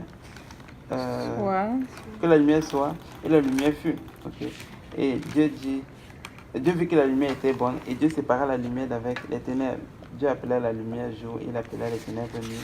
Il y eut un soir, il y eut un matin, ce fut le premier jour. Alors, dès le premier jour, il y avait les ténèbres. Dieu a dit, ok, il ne va pas seulement avoir les ténèbres, je vais créer la lumière. Il a parlé pour que la lumière soit. Il n'a pas dit, ok, lumière, maintenant on va te mélanger avec les ténèbres. Mais il a séparé la lumière avec les ténèbres. Et nous sommes les enfants de lumière. Donc nous sommes supposés être séparés aussi des ténèbres. C'est pour ça qu'il dit dans le livre d'un Corinthiens 6 quelque chose, c'est pas 6, 17. C'est pourquoi sortez du milieu d'eux et je vous accueillerai, dit le Seigneur. Nous sommes supposés être sortis du monde. C'est pas qu'on est dans ce monde-là, mais on n'est pas de ce monde-là. Un chrétien n'a pas à faire aux mêmes affaires que les ténèbres font. Nous sommes supposés marcher dans la lumière. Il dit dans notre passage, je pense dans le livre des Jean, ou du moins un des évangiles, il dit que si nous marchons dans la lumière, comme Jésus-Christ lui-même est lumière, le sang de son Fils Jésus-Christ nous purifie et nous lave continuellement de toute iniquité. Mais ça, il faut que nous marchions dans la lumière pour cela.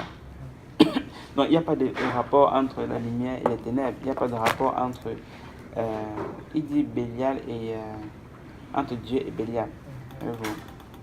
Donc, Bélial c'est un faux Dieu. Oui. Là j'ai dessiné quoi? La terre informe et vide. Mais je continue. La terre était informe. Ouais, j'ai triché un peu. J'ai triché parce que j'ai fait comme ça parce que on ne sait pas la suite, ok? Que Dieu assiste sur le cercle de la terre, donc la terre informe circulaire, on ne sait pas tout ça. Okay? Mais la terre était informée. Et puis l'autre chose aussi, quand ça dit, en fait c'est juste pour pouvoir l'illustrer, juste pour pouvoir le mettre sur un chemin, mais la terre était vraiment déjà informe et vide. Et on va le voir par la suite que c'est avec un phénomène qu'on a vu en physique qu'ils appellent la tectonique des plaques que se sont créés les différents continents. Vous vous souvenez de ça en géographie? Moi, j'étais nul en géographie, mais celle-là, je me souviens. Donc, il y avait la terre comme ça qui était informe et vide, et Dieu a séparé la lumière avec les ténèbres. Bon, j'ai déjà parlé du fait que la lumière dont on parle ici et les ténèbres dont on parle ici, on ne parle pas du fait que quand il fait 21h, il commence à faire noir. Là. Non, on parle vraiment du monde des ténèbres, puis de la lumière de Dieu aussi. J'allais justement te le demander si dans les ténèbres qui est mentionné au chapitre 2, c'est la ténèbres du chapitre 5 dans la langue originale, genre en hébreu. Du chapitre 5 ou du verset 5? Verset 5, excuse-moi. Mais il n'y a pas de... il n'y a pas de... Je dis juste dans la langue originale. Oui, oui, c'est les mêmes ténèbres. Ok. C'est comme la puissance, quand on dit la puissance des ténèbres. Ok.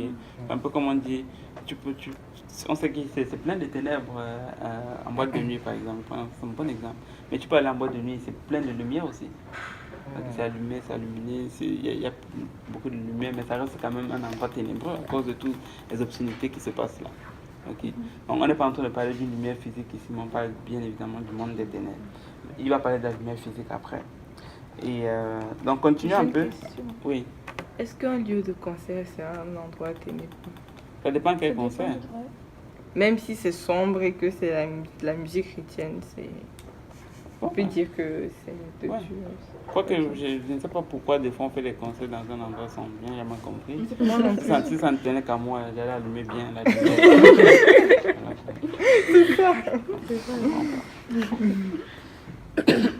lumière. 6. Dieu dit qu'il y ait une étendue entre les eaux et qu'elle sépare les eaux d'avec les eaux. Et Dieu fit l'étendue et il sépara les eaux qui sont au-dessous de l'étendue d'avec les eaux qui sont en dessus de l'étendue. Et cela fut ainsi. Dieu appela l'étendue ciel. Ainsi il y eut un soir et il y eut un matin. Ce fut le second jour. Ce fut le second jour. Alors je vais essayer de l'illustrer puisqu'on vient de lire. Il dit qu'il y avait les eaux. On a lu plus tôt qu'il y avait les eaux à la surface de l'abîme. Okay? Donc tout ce qu'il y avait, c'était juste l'eau. Et puis là, on voit ce qu'il fait le deuxième jour, ce qui sépare les eaux d'avec les eaux. Mais tu préfères prendre ton chemin à la fin quand ça va être compliqué, quand ça va être compliqué. Donc toute la terre était de l'eau. Oui, au début c'était juste de l'eau. Ok, donc quand il se mouvait au-dessus des eaux, c'est comme s'il nageait. On parle de l'esprit. L'esprit de... Mais de toute façon, c'est l'esprit. Est-ce que tu as vu l'esprit nager? C'est une manière d'imaginer. Comment? Dans une façon de dire que l'esprit de Dieu était là, l'esprit de Dieu bougeait. Un aigle, on peut dire qu'il est en train de se mouver dans les airs. Et vu que c'est de l'eau. Oui, mais l'esprit, c'est un peu la colombe. Non. Comment on met tout ça à l'être humain? Oui, mais moi, ça me complique parce que dans la tête, il dit il créa le ciel et la terre. Ouais. Après, il dit ici, il l'étendit Dieu appela l'étendue ciel. Il a déjà créé le ciel. Pourquoi recréer un autre ciel? C'est ça que je vais illustrer maintenant. Mais est-ce que ta question est répondue? Parce que on parle de l'esprit de Dieu se mouver dessus des autres. L'esprit ne nage pas. Mais se mouver, c'est... Bouger. Être présent. C'est un peu comme quand on est à l'église, le Saint-Esprit bouge.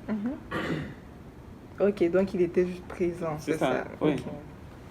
Ou bien si tu veux, l'Esprit de Dieu agissait, si tu veux, au-dessus des eaux. Ok. Et donc ça c'était les eaux qu'il y avait au début, juste les eaux. Après, Dieu va créer l'étendue. Ok? Et il va appeler cette étendue ciel. Donc, on va essayer de faire ça comme ça.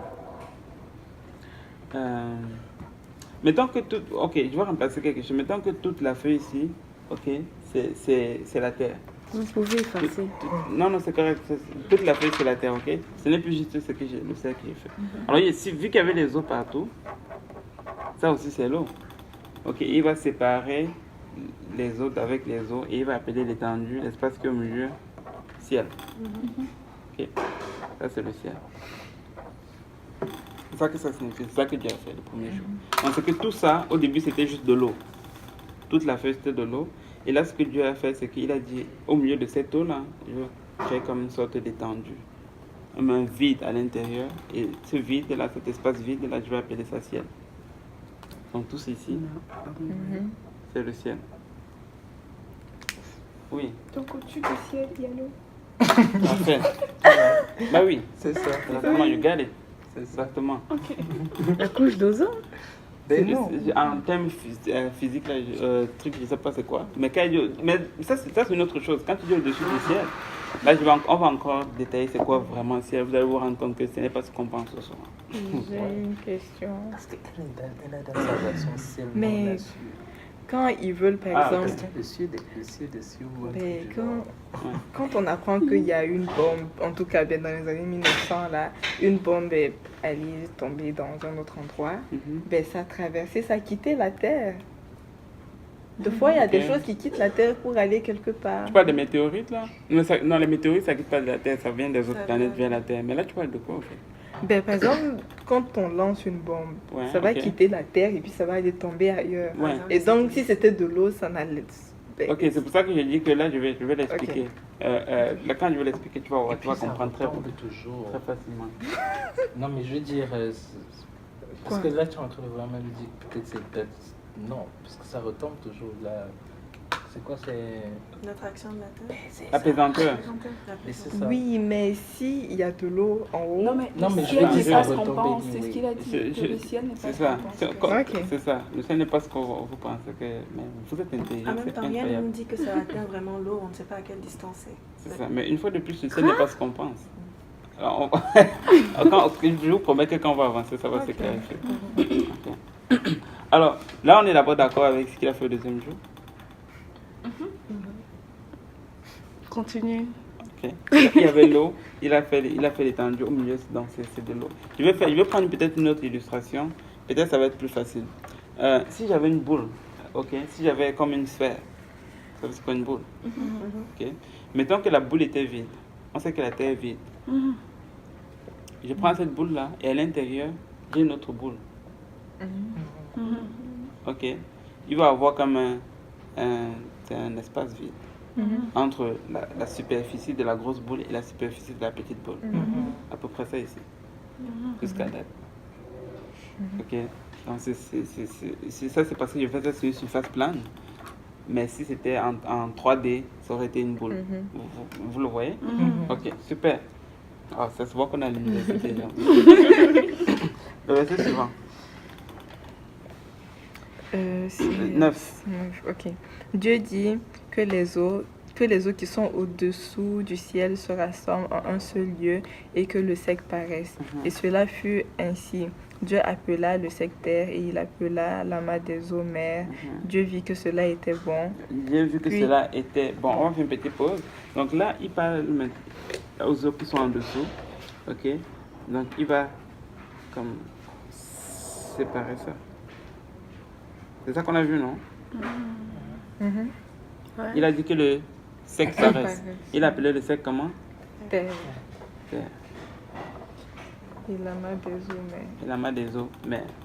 Donc là maintenant, sur les eaux qui sont en dessous, en bas, maintenant on a la terre et on a la mer. Ok? Oui. Il a dit que les eaux qui sont au-dessous du ciel. Ouais. Mais là, il y a le ciel, il y a là le ciel. Comment ça sera là? Puisque c'est censé être au-dessous. Non, ça c'est une sphère. Tout ça c'est le ciel. J'ai marqué 2 fois juste pour dire que si tu veux, tout ça ici, c'est le ciel. C'est le ciel. Ça. Tout ce qui est donc entre le sol et puis là, tout ça c'est le ciel. Ouais. Et j'ai une question. Au-dessous du ciel. C'est parce que c'est une sphère. Quand il parle des eaux qui sont en dessous, il parle des eaux qui sont... Tu peux voir comme la petite boule qui est à l'intérieur. Toi, tu dirais plus au-dedans. Oui, genre plus à l'intérieur. C'est au-dedans. Si tu peux voir ça comme au-dedans, tu peux voir ça comme au-dedans. Ok, tous pensent que parce que si tu dis au-dessous, c'est parce que tu es en train d'essayer de voir ça comme quelque chose de plat. Mais la terre est ronde. Non, mais genre, oui, parce qu'il y a le ciel au-dessus et le ciel en bas, tu vois. Et quand dit... Oui, selon ça, effectivement. Parce que... Attends. Mais c'est parce que quand tu dis le ciel en bas, ça dépend de c'est parce que tu sais que nous sommes comme des pics sur la terre, right? Aujourd'hui. Donc, nous sommes comme c'est un peu comme une plante que tu plantes sur... Mais c'est comme, vu que c'est une sphère, Mais ceux qui sont à l'autre bout du monde, tu ne vas pas dire qu'ils sont en dessous, en réalité. Mais tu ne vas pas dire qu'ils sont en bas, c'est vu que c'est une sphère. Tu vois ce que je veux dire? Donc, tout ça, tout l'espace, c'est le ciel. Attends. Et plus on va avancer, plus ça va s'éclaircir. Attendez, si le ciel, ok, comme on voit ici le ciel, On voit pas les... le ciel. on voit le ciel. On voit pas le ciel que vous pensez que La c'est le lune ciel. est dans cette zone. Oui. Oui, Le finalement, soleil aussi est dans cette zone. Oui. on voit de l'eau. Et les planètes, les autres planètes et tout aussi Ah, sont dans cette Est-ce zone. qu'on peut continuer?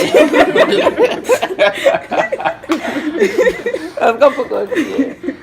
Ah, je sais qu'il y a quelque chose qui s'apprête à frapper. Verset 11. On est juste dans Genèse. Hein?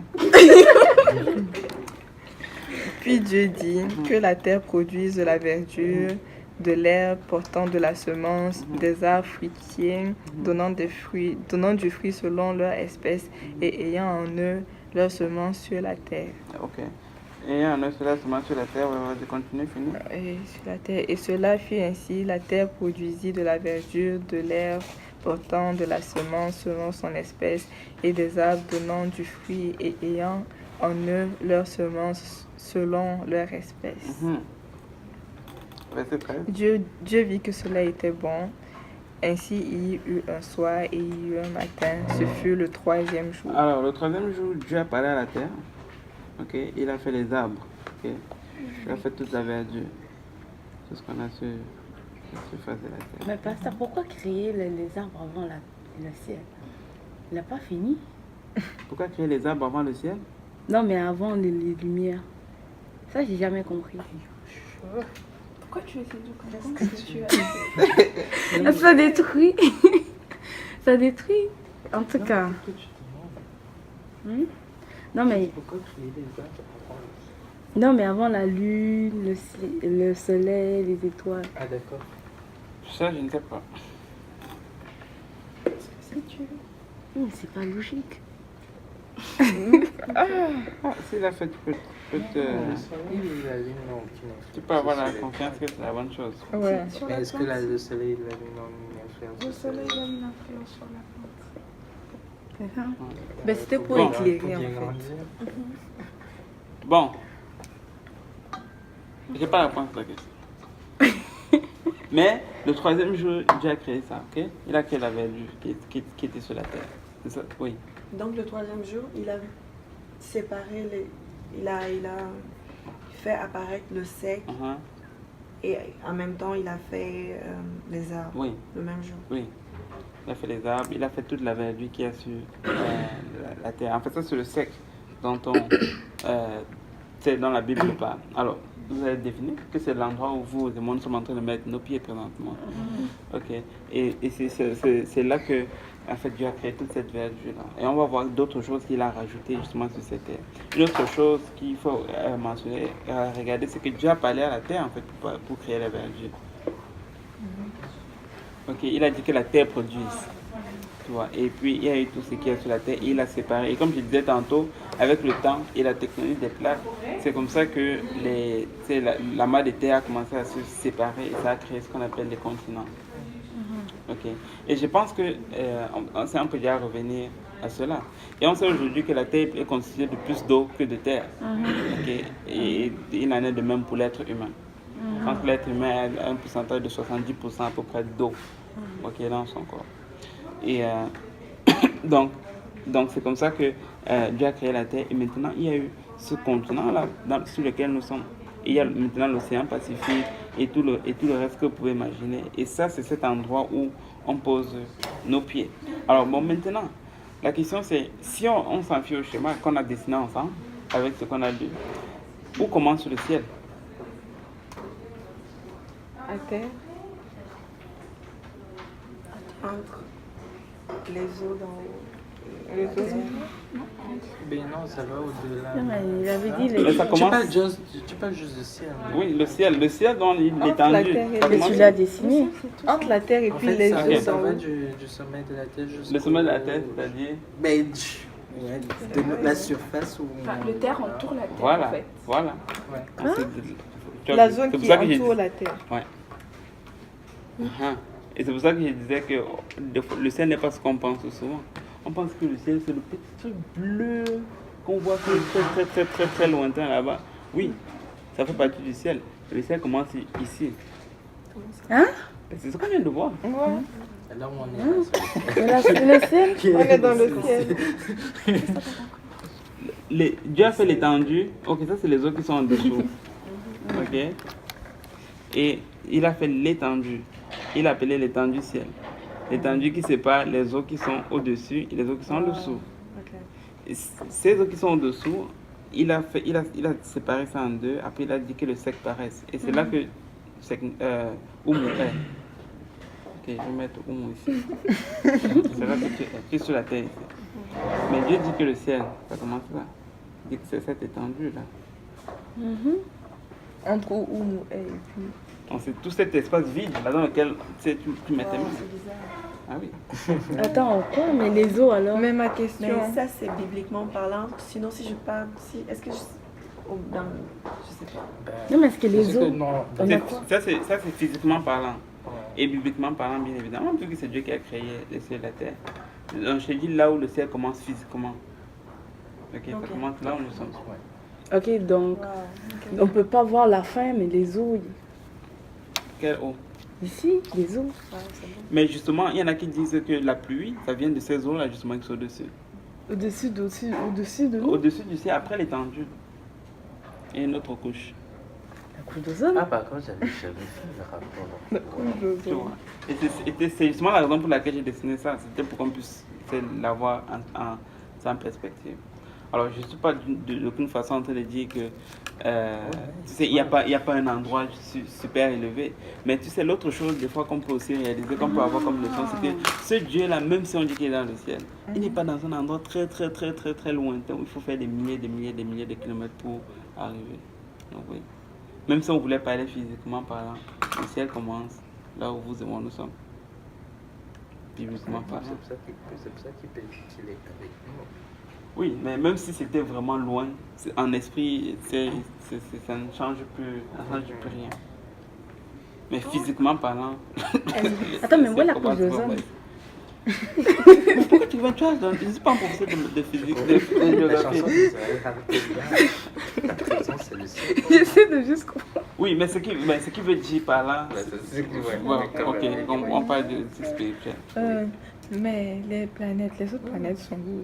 Les autres planètes, toutes les autres, c'est dans l'étendue ici. Ok. Parce que tous les autres éléments de l'espace, parce que ça c'est l'espace en fait. C'est là que, quand on va lire par la suite, tu vas voir que c'est ici qu'il y a la lune, dans l'étendue là. C'est là que Dieu a créé la lune, c'est là que Dieu a créé le soleil, en fait il a créé les luminaires pour présider au jour, les luminaires pour présider dans la nuit. Alors c'est là qu'il y a tous les autres éléments de l'espace, toutes les autres planètes. Et la Bible dit que le soleil, la Terre tourne autour du soleil. On a vu à l'école la révolution et la rotation, ok, de la Terre autour du soleil. Donc c'est ça ici. La Terre est là, le soleil est là, puis la Terre, elle tourne. Le soleil tourne autour de la Terre. Et la Terre, elle a un mouvement de révolution. Ok. Donc, si je comprends bien, le ciel est dans les eaux et la terre est dans le ciel. Non, le ciel est dans les eaux. Non, parce que ici la terre est sphérique et qu'on a séparé les eaux. C'est comme que tu sois en bas ou en haut, il y a les eaux là. C'est comme il y a l'étendue, mais nous sommes à l'intérieur des eaux et le ciel, la terre aussi est dans cela. Oui. C'est pour ça que je disais que toute cette feuille-là, c'est l'eau. Tout ce qui est à l'extérieur, c'est l'eau. Donc ici, c'est le vide. Ouais. Ici, c'est le vide. C'est l'eau. Tout ce qui est à l'extérieur, c'est l'eau. Ça, c'est l'eau. Donc c'est comme tu as l'eau. C'est pour ça que j'ai pris le truc de la boule. Comme tu as l'eau, puis à l'intérieur, tu as une autre boule d'eau que Dieu a séparée en deux pour que le sec paraisse, qui est devenu la terre là où nous sommes.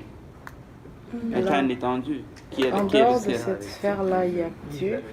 Hein? En dehors de cette sphère-là, en dehors de l'eau. Dieu est partout. Ah oui. Où est son ciel? Non, mais où est son ciel à lui? Où est les anges alors? C'est en dehors de ça? Bah, maintenant, c'est pour ça qu'il faut arrêter de penser que quand on dit c'est un endroit céleste où les anges sont. Ce n'est pas seulement un endroit physique. On parle d'un domaine spirituel ici. Parce que je ne pense pas que si tu prends la fusée, ou bien ceux qui ont pris les Armstrong, là, dans l'histoire de trucs qui ont pris la fusée et qui sont allés loin. Je ne pense pas qu'arrivé à une époque, ils ont dit, ok, là nous sommes arrivés dans la couche où il y a les anges, on va aller dire bonjour à Michael. Non. On parle d'un truc spirituel. Et ça, c'est vraiment pas quelque chose de physique, définitivement. C'est vrai, oui, c'est vraiment. Waouh! Il a eu le temps de créer tout ça.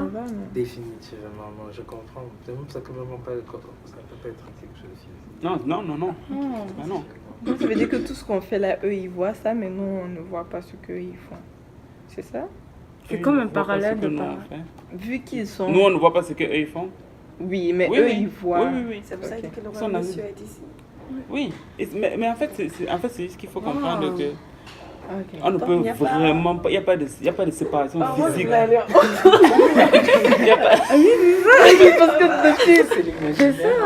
On fait toujours. Même quand il parle du royaume de Dieu, il n'est pas en train de dire, ok, quand l'enlèvement va venir, on va prendre un super avion. On va faire un voyage pour arriver dans le royaume de Dieu. Oui, mais justement. Oui, mais attendez, monsieur. Attendez, pasteur. Justement, quand on va voir l'enlèvement, on va dépasser le ciel. Il n'est pas dit qu'on va même... Moi, je pensais qu'on allait Mais on va être détruit. On va être détruit avec la terre. Non, Dieu a tout la pensée avec. Non, mais je veux dire, il faut détruire l'ancienne terre pour faire la nouvelle terre. Oui. Et justement, si on détruit ça, puis on est là-dedans. Mais en fait, ce que tu il n'y a rien qui est impossible. Quand tu es né de nouveau, spirituellement parlant, mais le procédure de la naissance ne s'est pas encore effectué. C'est comme... Ok, je comprends. Mais rien n'est possible à Dieu. C'est ça, c'est comme... il ne faut pas mélanger le domaine spirituel et le domaine physique. Là, j'essaie d'expliquer physiquement où commence la terre, où commence le ciel. Ok, ça commence là où le ciel. Donc, quand tu fais comme ça, tu vas te balancer ta tête dans le ciel. Est-ce que c'est un peu par là que les témoins de Jéhovah pensent qu'ils sont en train de se choisir des maisons sur terre? Parce qu'eux, ils ont compris que les cieux commencent à partir d'ici. Ça se peut, je ne sais pas. Je ne connais pas vraiment la profondeur de ce qu'ils enseignent. Mais je sais qu'ils disent qu'ils veulent aller sur... Leur paradis, c'est un endroit sur terre. Et ils veulent aller sur un endroit sur terre. Ok. Oui. Ça ici, c'est encore la terre? Non, ici là, c'est les eaux. Oui, mais est-ce que ça fait partie de la terre? Non, la terre, tu parles de la terre là où nous sommes? Ben, la terre. Non, c'est juste la sphère qui est à l'intérieur. Ok, mais C'est ça qu'on venait de voir, il y avait les eaux qui sont en dessous. Et puis Dieu a séparé les eaux qui sont en dessous. Il a créé la marque, l'espace, le sec qu'il a appelé terre. Et c'est cet endroit là où nous sommes. Oui, mais tu as dit qu'au début, Ouais. mais on dit que la terre était informe et vide. Oui. La terre était comme ça avant. Non, en fait, la terre était juste... Au début, là, c'était juste, si tu veux, toute la feuille. Ok. Puis illustrer. Ok. Pardon. Et tout ça, c'était de l'eau. Tu peux voir ça comme tout ça, c'était juste de l'eau. Mais là, Dieu a séparé. Donc, il a créé comme l'espace ici, au milieu, qui est le ciel. Il a séparé les eaux qui sont dessus et les eaux qui sont en dessous. Ok. Mais je comprends pas pourquoi ça fait plus partie de la terre. Parce que c'est séparé. Ah, ok. Je pense que je comprends ta question. Ok. Ici, là, quand on parle de la terre, ce n'est pas terre dans le sens de... Tu sais, comme ça dit au verset 1. Parce que dit au commencement, Dieu créait les cieux et la terre. Ok, la terre était informe et vide. Ok, je comprends ta question. Ce n'est pas le même... ici, quand on parle de terre, on veut juste dire sec. Quand j'ai mis terre ici, là, c'est juste pour dire le sec, un endroit physique. Ok, je ne suis pas en train de parler de la terre qui est toute la planète. Ok? Tu comprends un peu? Donc, c'est vrai que ça prête à confusion. Là, je peux mettre / sec.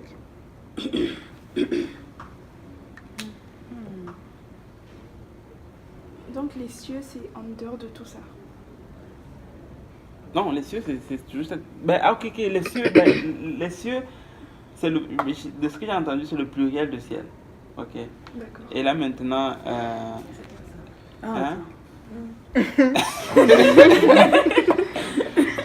le pluriel de ciel, et il y en a beaucoup, il y a beaucoup de théories, honnêtement, qui existent dessus. Et moi, je ne les connais pas toutes. Les cieux, genre, tu vois là, comment tu créais les cieux et la terre. Et là, on parle juste de la terre. T'as vu? C'est ça. Il y a plein de choses qui se disent maintenant sur les cieux. Et honnêtement, je ne suis pas assez poussé. Je n'ai pas étudié ça en profondeur pour te dire exactement ce que ça représente dans notre sommet ici. Mais alors, on est très petit si ça c'est le ciel. Dieu a eu le temps aussi de faire les galaxies, de tout faire. Oui, mais justement, ça signifie que... La Terre est de loin plus petite que le Soleil, ça tu le sais. Oui, mais d'abord, quand il disait la Terre est mon marchepied, il est trop grand pour que la Terre se soit mon marchepied. Alors c'est peut-être que c'est le bout de son pied. My goodness. Comment tu imagines Dieu? Mais c'est ça, ce n'est pas quelque chose de physique. Dieu n'a pas les pieds physiques où un endroit il va les mettre. Oui, mais... Quand il dit que sa terre est son marchepied, tu peux comprendre ça comme Dieu règne sur la terre. Mais Dieu est... Dieu n'a pas les pieds physiques. Il n'a pas de pieds. Il nous a créés à son image. Il a des pieds vu qu'il nous a créés à des... Ses pieds, c'est les pieds de Jésus-Christ qui est sur terre. Voilà, donc il a un pied.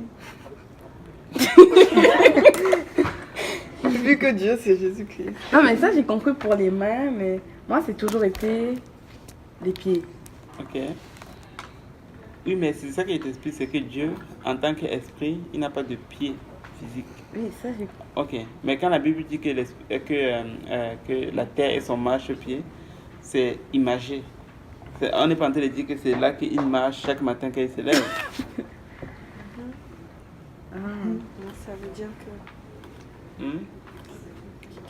Qu'est-ce qu'il veut dire par là, que c'est son marchepied? Ben, c'est comme pour dire qu'il règne sur la terre. Que tout ce qui est sur la terre est à son contrôle.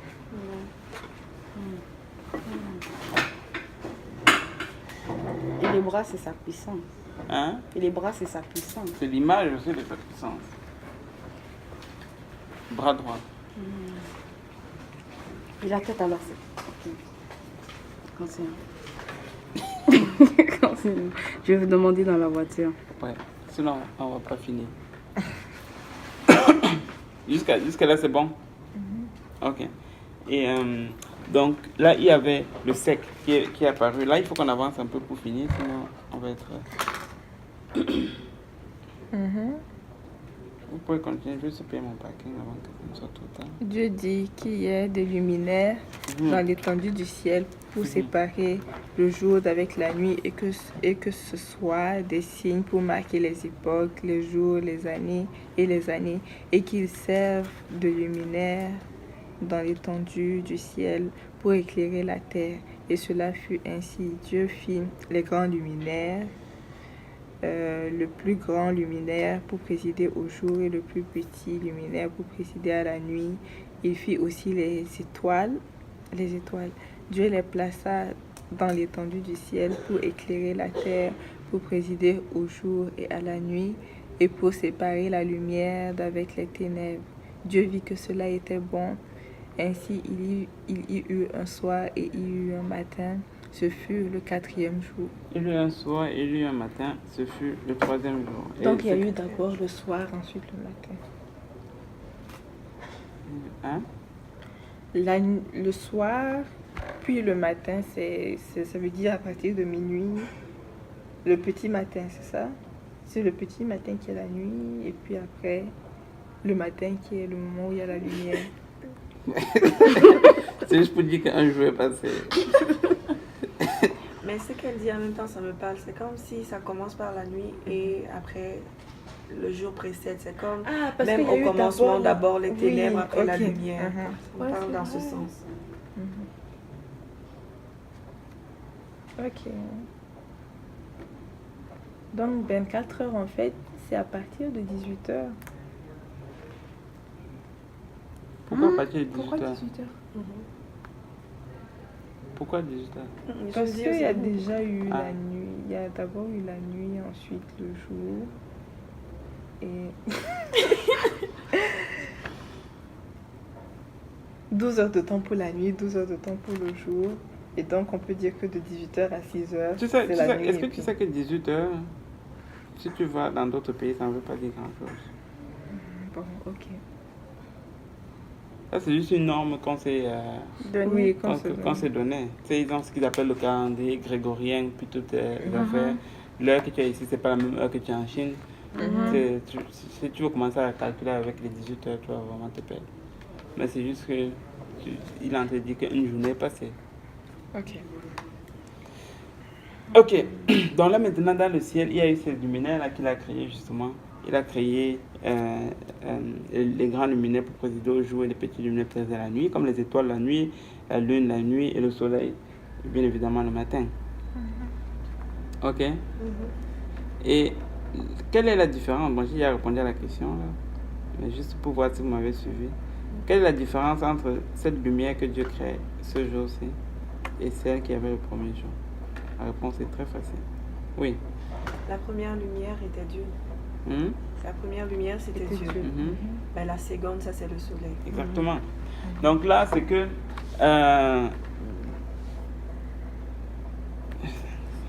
Ok. Donc là, c'est que le premier jour, c'était vraiment la gloire de Dieu. Et le quatrième jour, c'était vraiment la lumière physique que Dieu était en train de créer. Oui. Alors, nous comptons les jours à partir de la nuit, le jour, comme... Alors que de la Genèse jusqu'à maintenant, on disait premier jour, deuxième jour. Alors, ces jours étaient limités par quoi? Ça, je ne sais pas. Tu veux dire combien de temps concrètement ça faisait? C'est pour ça que la Bible dit encore que un jour pour Dieu, c'est 1000 ans. Je ne sais pas si mettre ça dans le même contexte, non, parce que quand la Bible dit qu'un jour pour Dieu, c'est 1000 ans pour l'homme et vice-versa, c'est juste pour dire que Dieu n'est pas dans la dimension temporelle. C'est juste ça que la Bible vous enseigne par là, c'est qu'il n'y a pas de dimension de temps pour Dieu. Dieu n'est pas dans le... C'est quelque chose qui est quand même un peu difficile des fois à expliquer. C'est un peu comme quand tu prends quelque chose à 3 dimensions. C'est un peu comme si nous on est juste en 2D, mais Dieu lui est en 3D. Quelque chose comme ça. Donc Dieu n'est pas limité par le temps. C'est ça que ça veut dire par là. Mais alors, la nouvelle terre, la terre sainte. Ok. Et quand on sera esprit, on aura le droit d'aller traverser ça. Traverser. Oui, c'est un plan pour aller partout où on veut. Et si on se On va avoir des corps glorifiés. Comment on peut se perdre? Il y a Dieu là. Oui, pourquoi tu vas là-bas? Mais non, je veux juste aller visiter. Là, on n'aura pas besoin d'un avion pour aller à Saturne. Ok. Le verset suivant, on va juste finir avec ça. Le verset suivant, c'est parti du 20. Dieu dit que les eaux produisent en abondance des animaux vivants et que les oiseaux volent sur la terre vers l'étendue du ciel. Dieu créa les grands poissons, tous les animaux vivants qui se meuvent et que les eaux produisent en abondance selon leur espèce. Il créa aussi tout oiseau et ligne selon son espèce. Il créa tout oiseau. On va faire une petite pause. Il créa tout oiseau et ligne selon son espèce. Alors non, là ce qu'il a fait, c'est que Dieu, à chaque fois, il parle à un élément. Excusez-moi. Non, Dieu, à chaque fois, il parle à un élément de la terre pour produire. Il a parlé à la terre pour produire les végétaux. Et plus tard, on va voir qu'il va parler aux eaux pour produire les animaux qui vivent dans l'eau, comme le poisson, et ainsi de suite. Ok? Il va parler à la terre pour créer le chat, le chien, et ainsi de suite. Et on ne va pas tous les lire, mais on va sauter vers le verset 24, là où Dieu crée cette fois-ci. Oui. Dieu dit que la terre produise des animaux vivants selon leur espèce, du bétail, des reptiles et des animaux terrestres selon leur espèce, et cela fut ainsi. Dieu fit les animaux de la terre selon leur espèce, le bétail selon son espèce, et tous les reptiles de la terre selon leur espèce. Selon leur espèce. Donc Dieu a créé tout ça. Et là, ça commence à devenir intéressant sur verset 26. Dieu vit que cela était bon, puis Dieu dit, faisons l'homme à notre image, selon notre ressemblance, et qu'il domine sur les poissons de la mer, sur les oiseaux du ciel, sur le bétail, sur toute la terre et sur tous les reptiles qui rampent sur la terre. Sur tous les reptiles qui rampent sur la terre. Pour créer le chat, mettons, Dieu a parlé à qui? À la terre. Pour créer le poisson, il a parlé à qui? À l'eau. À l'eau. Et pour créer l'homme, il a parlé à qui? À lui-même. Il s'est parlé à lui-même. Ok. Alors, quand Dieu parle aux eaux pour créer le poisson, en fait, il est en train de donner une leçon. Il est en train de dire que toi, là, monsieur poisson, ton élément, c'est l'eau. C'est pour ça que je dis, si tu prends le poisson, tu le sors de son élément, il va mourir. Tu prends le poisson, tu le mets sur la terre, il va mourir. Et il dit la même chose au chien. Monsieur chien, ton élément, c'est la terre. Si tu prends le chien, tu le mets dans l'eau, ben, il va mourir aussi. Ok. Jusque-là, c'est bon, n'est-ce pas? Mais maintenant, pour créer l'homme, Dieu s'est parlé à lui-même. Ça veut dire qu'il est en train de dire à l'homme que, monsieur homme, ton élément, ce n'est nul autre que moi-même. C'est pour ça que si tu ne vis pas en moi, ben, tu es mort. Tout homme qui sort de Dieu est juste mort. Il n'y a pas de vie hors de Dieu. Oui. Et comment sortir de Dieu? Ne pas vivre selon ses préceptes, ne pas avoir une relation avec lui. En désobéissant oui. à ça. Ouais.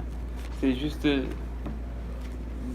là devant nous. Il part à l'élément pour la création. Il n'y a définitivement aucune vie hors de Dieu. C'est en lui que nous avons la vie. C'est pour ça que la Bible parle de nouvelle naissance. Parce que sans lui, nous sommes morts.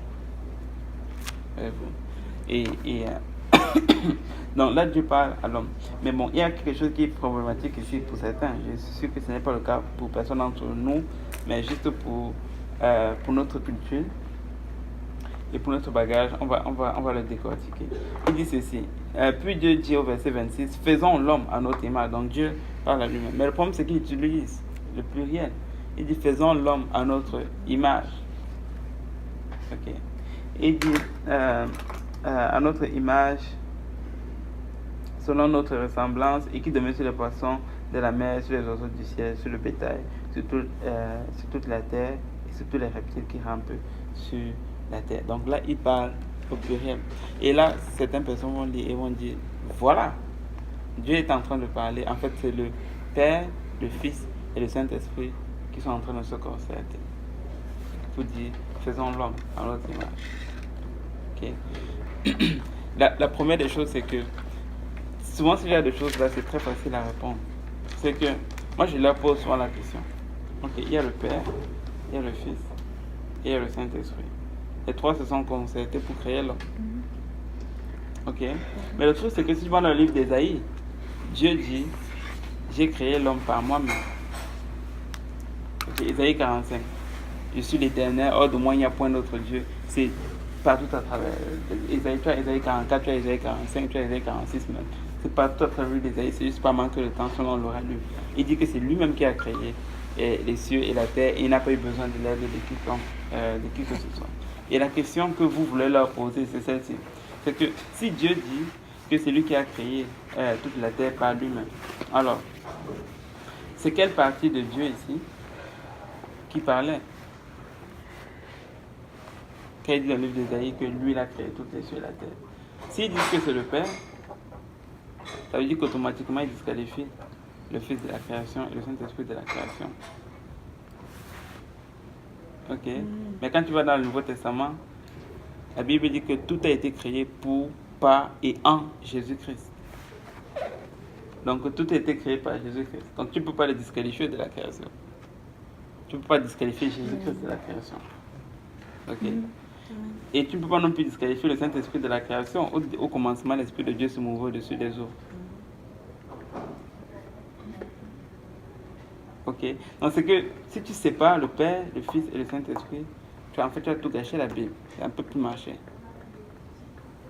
La seule façon que tout ceci peut marcher, c'est que Père, Fils et le Saint-Esprit, c'est la seule et l'unique personne. Et c'est lui qui a tout créé. Voyez-vous, tu ne peux pas. Ésaïe 45 et 44 aussi, 44, 24, je pense. Le problème de la Trinité, c'est je ne sais même pas à quel niveau même le problème, parce que quand ils développent, tu vois, ils ont cette tendance unicitaire. Des fois. Mais j'arrive pas à saisir jusqu'à quel point en fait ils divisent en 3 personnes. Le truc c'est ceci, c'est que des fois il y en a qui vont se dire trinitaires mais qui n'ont pas réellement la pensée, ils ne savent pas réellement ce qu'est la Trinité. Mais la Trinité te dit que le Père, le Fils et le Saint-Esprit sont 3 personnes distinctes, co-égales, co-puissantes et co-éternelles. Donc ça veut dire que c'est 3 personnes différentes qui partagent leur puissance et ainsi de suite. Mais ça n'est pas le cas, c'est une seule personne qui a plusieurs rôles. Ok.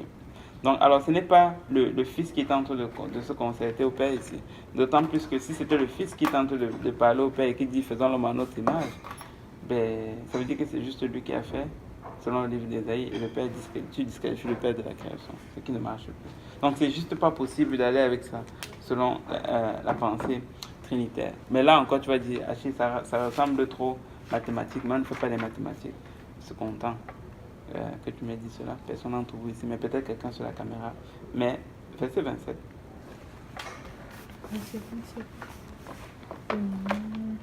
Dieu créa l'homme à son image. Ok, Dieu créa l'homme à son image. Là, il est retourné au singulier. Dieu créa l'homme à son image. Le verset précédent disait, et Dieu dit, faisons l'homme à notre image. Et là, maintenant, ça dit, Dieu créa l'homme à son image. Alors, ça veut dire qu'il y a bien une personne, si on est encore dans la Trinité, une des 3 personnes qui a dit, ok, là, je prends le lead. Ok. Ça dit, Dieu créa l'homme à son image. Alors, comment comprendre le fait que le verset 26 est au pluriel? C'est tout simplement un pluriel de majesté. Parce que tu vois ton prof à l'université, tu dis, bonjour, messieurs, ou bien, comment allez-vous? Ce n'est pas parce que tu vois devant 3 personnes ou 2 personnes. C'est juste une seule personne, mais tu vous vois par respect pour la personne. Et c'est simplement cela que c'est utilisé. Sinon, on n'allait pas voir le verset 26 n'allait pas se lire de cette façon. Et encore, on peut encore pousser ça plus loin. Vous connaissez, vous avez vu à l'école le discours direct et le discours indirect. Le discours direct, c'est vraiment ce qui se passe, alors que le discours indirect, c'est lorsque le narrateur reporte ce qui s'est passé. Alors, si on veut appliquer ça ici, le verset 26, c'est au discours direct, tandis que le verset 27, c'est au discours indirect. Ok. Le verset 27, c'est Moïse qui est en train de voir Dieu créer l'homme à son image. Ce qui est extraordinaire, c'est que Moïse ne voit pas Père, Fils, Saint-Esprit qui sont en train de créer la terre, il voit Dieu qui crée l'homme à son image. C'est une question. Tu veux que je répète ce que j'ai dit? Donc, la révélation, lorsque Dieu faisait ça à Moïse, il voyait, mais il ne parlait pas. C'est ça, il voit et il essaie d'écrire ce qu'il voit. Sur la montagne, pendant les 40 jours. Je pensais que Dieu lui parlait, mais c'est comme là, il voyait ce qui se passait. Ben oui, mais il y en a qui disent que le moment où il a vu tout ça, c'est quand il a demandé à voir la face de Dieu. Dieu lui a dit, l'homme ne peut pas voir ma face et vivre. Et il a dit, mais tiens-toi ici, je vais passer, tu vas voir mon dos. Et il y a plusieurs théologiens s'accordent pour dire que c'est en ce moment-là que Dieu a montré en fait toute l'histoire de la création à Moïse. Ok. Donc moi je pense que c'était quelque chose que Dieu lui a montré, peut-être une vision, je ne sais pas. Et c'est vraiment là qu'il avait tout ça. Mais là il raconte, là, le verset 27 c'est le discours indirect, donc là il dit vraiment ce qu'il voit. Et s'il y avait le Père, Fils et le Saint-Esprit, il allait dire, et j'ai vu le Père, le Fils et le Saint-Esprit en train de se concerter. Mais de toute façon, les trinitaires, ça fait aucun sens parce que les juifs, eux, quand ils mettent au pluriel, c'est vraiment juste pour majesté. En plus de cela, si ça veut parler d'Elohim. Même nous-mêmes, quand on fait les rédactions à l'école, si tu veux argumenter sur un sujet, tu vas pas dire je, tu vas dire non. Voilà, exactement. C'est ça. Exactement. Donc, on l'applique déjà. Alors, il faut qu'on atterrisse avec ça, sinon on va juste dormir ici. Il dit, et Dieu créa l'homme à son image, il le créa à l'image de Dieu, il créa l'homme et la femme. Dieu les bénit, et Dieu leur dit, soyez féconds, multipliez, remplissez la terre, et l'assujettissez, et dominez sur les poissons de la mer, sur les oiseaux du ciel, sur tout animal qui se meut sur la terre. Et c'est comme ça que Dieu a en fait créé l'homme le 6e jour. On peut continuer verset 29 et finir avec... Voici, je vous donne toute terre portant de la semence et qui est à la surface de la terre, et tout arbre ayant en lui du fruit d'arbre et portant de la semence, ce sera votre nourriture. Et à tout animal de la terre, à tout oiseau du ciel et à tout... Et à toute herbe verte pour nourriture, et cela fut ainsi. Dieu vit que tout ce qu'il avait fait, et voici, cela était bon. Ainsi il y eut un soir et il y eut un matin. Tu es sûr que ça dit cela était bon? Oui, cela était très bon. Ok. Ainsi il y eut un soir. Tout à l'heure tu as dit cela était bon. Ok. Mais il y a une différence, hein? Très bon et bon. Oui, parce que les autres, il a dit, quand il a créé les autres trucs, les autres choses, il a eu... Cela était bon. Et là, ça dit très bon. Ok. Donc l'homme n'est pas un singe. L'homme ne vient pas du singe. L'homme n'est pas au même niveau que le singe. Quand Dieu a fini d'écrire l'homme, il a vu que cela était très bon. 31. Là, dis-moi la suite. Ainsi, il y eut un soir et il y eut un matin. Ce fut le 6e jour. Non seulement ce fut le 6e jour, mais ici ce fut la fin du chapitre 1 et la fin de notre étude. Juste un seul chapitre et ça a pris plusieurs. Vous ne m'avez pas cru quand je vous avais dit qu'il y avait autant de choses qu'on pouvait apprendre dès le livre de la Genèse. Et c'est comme ça que Dieu a créé toutes choses en 6 jours. Et le 7e jour, bien évidemment, le Seigneur s'est reposé. Et la semaine prochaine, on va continuer avec notre étude et on va voir ce qui est arrivé avec les deux hommes, avec les deux êtres humains que Dieu a créés. On va voir ce qui est arrivé avec eux après que Dieu les a créés. Et je vous promets que ça va être très, très, très bon. Amen. S'il y a des questions, on va les prendre dans la voiture parce que là, on est vraiment avancé dans le temps. Et je vais demander... Ok, la sœur Déborah ne sait pas encore quelque chose. Elle ne sait pas que quand se vient le moment de la prière, la personne qui me fuit, c'est la personne là qui va prier. Et vu que tu fuis, ça Déborah, tu vas prier.